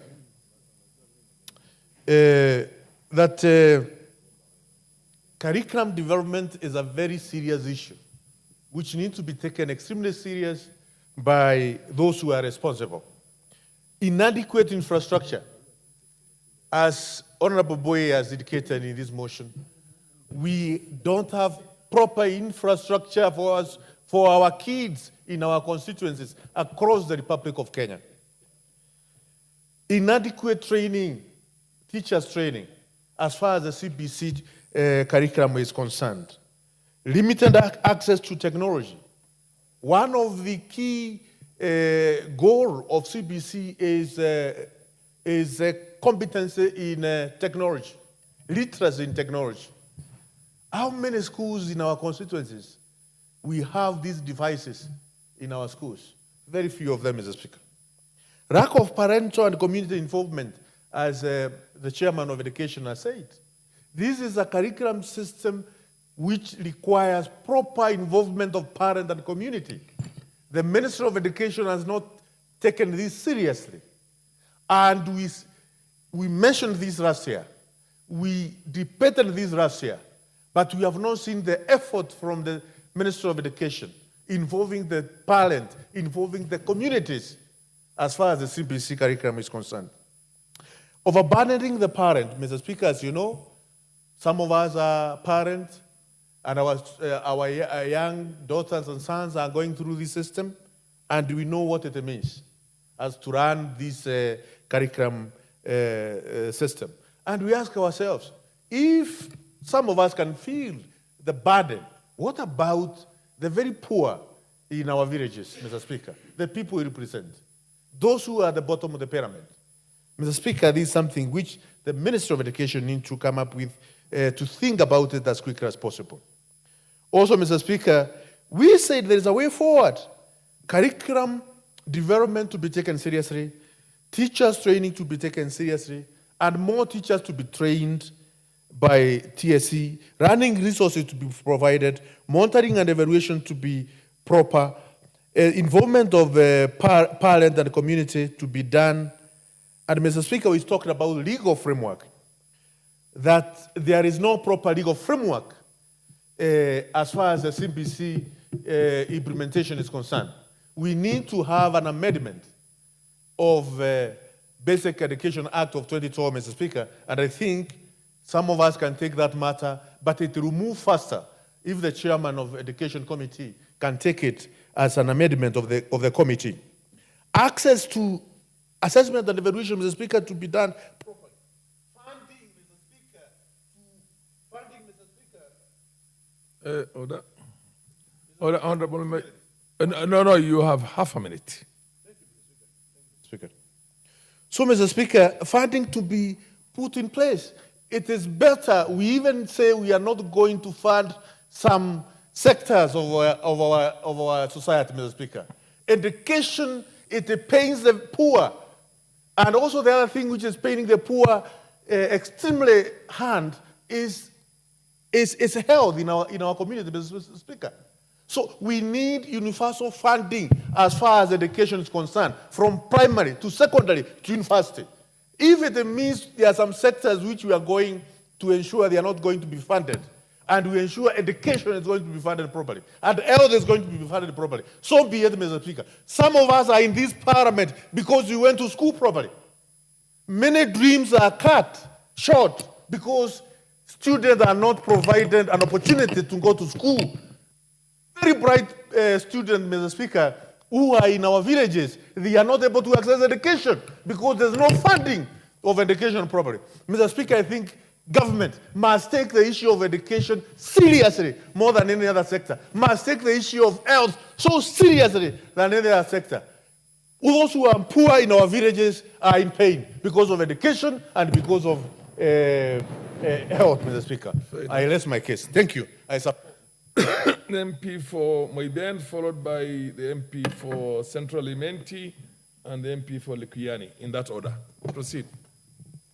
Thank you, Mr. Speaker, for giving me this opportunity to contribute to this motion. Mr. Speaker, there are two very important things in a country for it to be recognized internationally. One is the credibility of its passport. The second one is the credibility of the education system. If those two are wrong, I think everything becomes wrong. Mr. Speaker, when the CBC curriculum was conceptualized, it was supposed to cure some problems, societal problems. Mr. Speaker, competence-based curriculum is to enable a student to perform what they are taught in class, to go and function rightly in society. It had reached a stage where most of our graduates who were graduating from our institutions, particularly with the previous system of education, were not able to perform the functions which they were learning. So it was important to remodel the system so that it mirrors exactly what they are taught. And Mr. Speaker, any education system or any change must come up with challenges. And I think those are the challenges which are being manifested in this implementation of the CBC. Mr. Speaker, I think the most difficult problem which this system is facing is that there is a disconnect between the implementers and the policymakers, and the consumers of the policy. There is a disconnect between those people who sit in the ministry, those people who are in the high-rise buildings in the city, and those ones who are at the rural areas. There is no communication. Is it very difficult for the Ministry of Education to take this CBC and go to the grassroots and communicate to the people in the language that the people understand? If it is Kikuyu, let them even go to the level of translating and explaining to the common mwananchi what exactly this CBC is, to the parents, to the students. Let them translate, let them communicate in all the languages. We have people who can disseminate this information. Let us cascade it so that we read from the same page. Of course, we know that there are challenges when it comes to infrastructure. We don't have sufficient classrooms. We don't have enough teachers. We should start by looking at the interns, the 46,000 teachers who are supposed to be employed. Let those ones be employed as soon as possible. Let them be tooled. We have, they don't have to go to a classroom. The teachers don't need to be taken to a classroom like Parliament set up and be taught. We have digital platforms. Let the ministry utilize those digital platforms to retool those teachers as fast as possible so that our students, our children are not disadvantaged. Otherwise, if we don't move with speed, we will be compromising the standard of education for our children. And we do not want them to be turned away if they are to go and look for a job internationally. We want to be the best as before. Kenya has been known to have the best education system all over, all through. And I think in the world, Kenyans are among the most brilliant people in this world, and we don't want to compromise that component. Mr. Speaker, I think if we appropriate, Parliament appropriates resources, and I think going forward, we should be putting the bulk of money to education so that we have enough infrastructure, we have enough teachers. Let us not compromise at all costs. Let us have the systems in education running. Let the ministry, the staff who sits in the ministry headquarters relocate and activate the systems. Let us see the cabinet secretary in Central Province, in Coast Province, in Rift Valley, communicating this information, disseminating with the team so that everybody reads from the same page. Otherwise, CBC is a good system. If given support, if implemented very well, it will go a long way in shaping education in Kenya, and we will be ranked, I think, the best internationally. Thank you, Mr. Speaker. The MP for Central Elementi, followed by MP for Likuyani and the MP for Mugirango West, West Mugirango. Proceed, MP for... Thank you, Mr. Speaker, sir, for giving me this opportunity to contribute to this very important motion of adjournment as pertains to what's existing at the present and which affect our society. The CBC model of education, as it is, if it's implemented as it is hypothetically, is one of the best. But it's very unfortunate as we speak, Mr. Speaker, sir, because of the hardship in which the students, the teachers, and even the parents are undergoing through this system. Areas are not the same, and there are some areas which are so remote to an extent that when the idea of CBC is talked about, to them it's a strange thing. They are taught, but it's just hypothetical. It's not practical. The research in which we were in this short research has made us visit various places and checking on the students and even the infrastructure in various areas. And especially what I have come to find in the rural areas, the system is so much down compared with urban areas. Because in some rural areas, what has been a problem in 844 system still persists. You find that no classes are adequate for the CBC, especially in the transition system from grade 8 to grade 9. You further find that in addition to the infrastructure, that's the classes, there are no adequate teachers. The teachers who are in those junior secondary schools are employed by BOM, by the parents. And the parents who are also struggling to get that little money to pay those teachers who are teaching there. And now we hear that there is a free education. We cannot have free education when teachers are being paid by parents because TSC has not sent teachers in those places. More than that, we don't have enough labs. for CBC to have practicals in those areas. We do not have them because we have no money, or the CDF money has not been dispatched adequately to cater for those infrastructures. They are not there. The only problem which I find that our children have been exposed to is that sincerely, the tribunals which have been formed to look at the models of education have been basically based on urban areas. Those elites, they have never included anybody from rural areas so that at least you can come up with an idea of what inflict the rural areas. They are just elites in urban areas, and what they come with, it becomes practicable in urban areas, but when it comes to rural areas, it's not very much effective. It's not effective in rural areas. So you find that life is very easy for those living in towns, but those living in rural areas, it's a challenge. It's not very possible for it to implement it smoothly as it is supposed to be. So, Mr. Speaker, sir, you find it that it's somehow very difficult and challenging to the students in rural constituencies compared with those in urban areas. But now, here we are faced with a serious challenge of infrastructure. Mr. Speaker, if you look at it, in ordinary secondary schools which have been existing, the previous government set up funds to put up 2 classes, extras, to 84844. And now, other than to wait for CBC, other than those 2 classes, there is an empty class now which has been left by Form 1s because we will not be having Form 1s next year.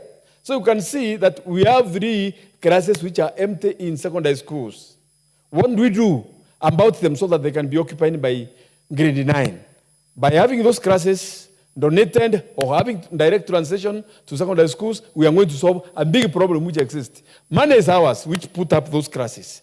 Students are ours. It's the same Kenya. Why can't we address it in that form where we have the executive putting the ends together with parliament, and we are going to have a very good solution for the problem which is facing us?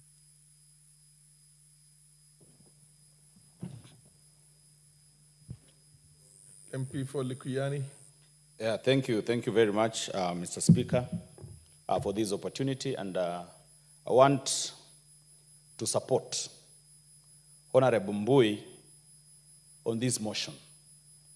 Because as a country, right now we are at a very precarious position in matters education of our children.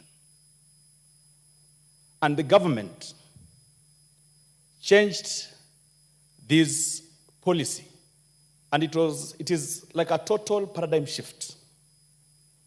The only problem is that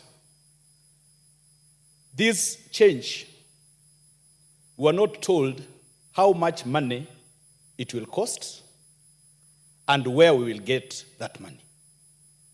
And I think it is very important, even as Parliament, that for us to allow a policy change, it must be accompanied by budgetary or monetary implication and where we are going to get the funding for that change.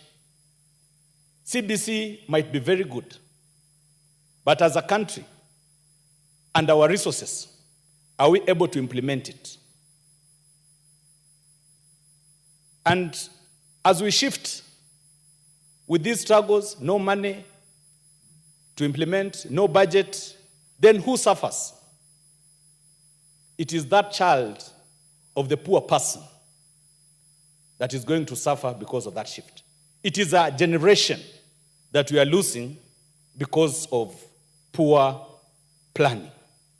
And when you look at education in Kenya, and maybe health, these are the only things that the poor man can get directly from the government. And more important for education, it can help poor families to transit to wealth. Only education. And we have seen that. So it is something that we should never compromise. On my second issue, when I look at this system, that kid or the child will spend close to 11 years in, is it 11 or 9, in primary? 11, and only 3 years in secondary school. When you look at the first initial system, it was 7 years in primary, then we had 4 years and 2 years. Now, we have 11 and 3. Are we preparing this child adequately to face life in the university and education in the university and colleges? And to me, the answer is no. So we must rethink the whole system and see how can we increase the number of years that these children will spend in high school so that we prepare them adequately for the world, for the college, and for the university. And this will also help to solve the current problem that we have right now. Transitioning to grade 9, lack of infrastructure. To arrest this situation, I think the Ministry of Education should work to have those children in grade 8 right now transit to secondary school as grade 9. As they make a decision, and personally I'll propose, if possible, we have primary up to grade 7, grade 8 and 9 to go to secondary schools, because they already have capacity, they have teachers, they have laboratories, they have workshops, and they have libraries. So we must not just look at it as a simple issue. We must relook, go back to the drawing board, and address these issues of CBC properly. I support. The Honorable MP for West Mugirango. Thank you, Mr. Speaker, for allowing me a chance to also make a contribution in support of this adjournment motion by my senior Honorable Robert Mbui. Indeed, education touches every home in this republic, and as elected members, we know better that every home that contributed the votes that brought us to Parliament deserves better when it comes to matters education.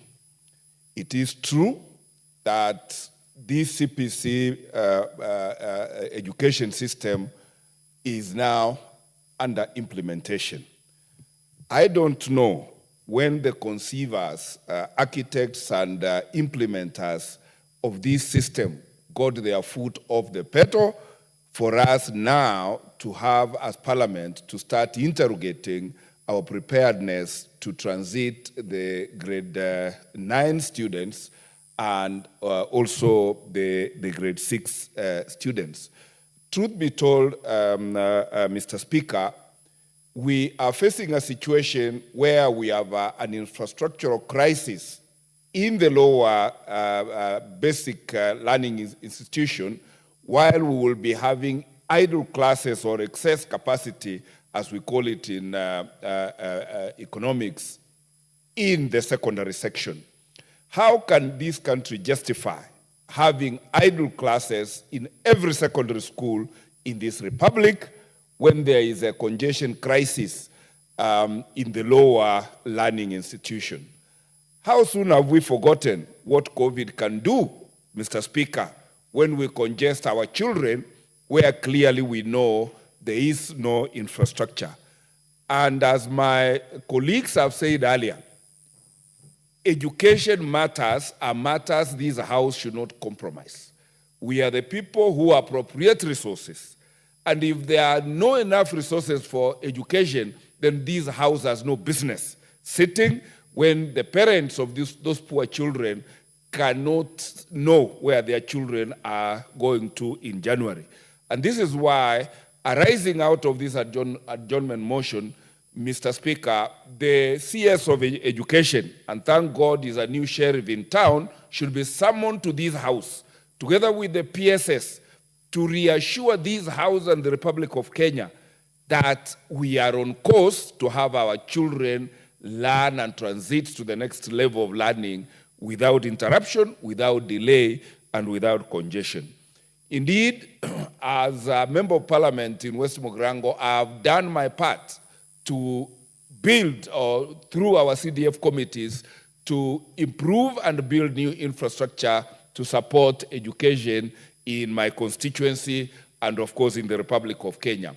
But clearly, that will not be enough next year when the children are transiting to the next level. It is therefore important that this House commands the NGCDF board to ensure that every money that is meant to be spent in upgrading or developing school infrastructure, that money should have been released like yesterday. We cannot afford any further delay. Mr. Speaker, the National Treasury cannot hold education to ransom, because education is a national government function, and it is us, members of parliament, who answer when these things go wrong. It is therefore because of that I am asking that this House stamps its authority and orders the National Treasury to release all the funds that are required to support infrastructure in this republic, so that our children do not, our children's education doesn't get interrupted. I thank you, Mr. Speaker. Proceed. You can have 1 more minute. Thank you. Thank you. 1 more minute, yeah. I thank God also then that the CEO now at the Treasury is one of us who just graduated there the other day, and he understands best what it means to have timely resources released to the constituency. So I'm urging this House, pursuant to this motion of adjournment, to take very serious resolutions that will ensure that there is no interruption of learning in school and there is timely delivery of services in the education sector. For now, Mr. Speaker, all I can do is celebrate Honorable Robert Mbui for considering it fit to bring this motion of adjournment. And on behalf of the people of West Mogrango, I really thank you, Honorable Mbui, and say that when I grow up, I will be like you at bringing such motions. God bless. Thank you, Mr. Speaker.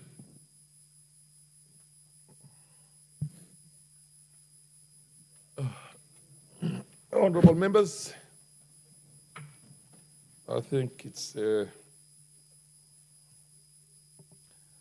time being slightly over 1 minute to 7. It's 6:58, so it's 1 minute and a half to 7. Honorable members, and the time being 6:58 and 35 seconds p.m. This House stands adjourned until Wednesday, the 18th of September, 2024 at 9:30 a.m.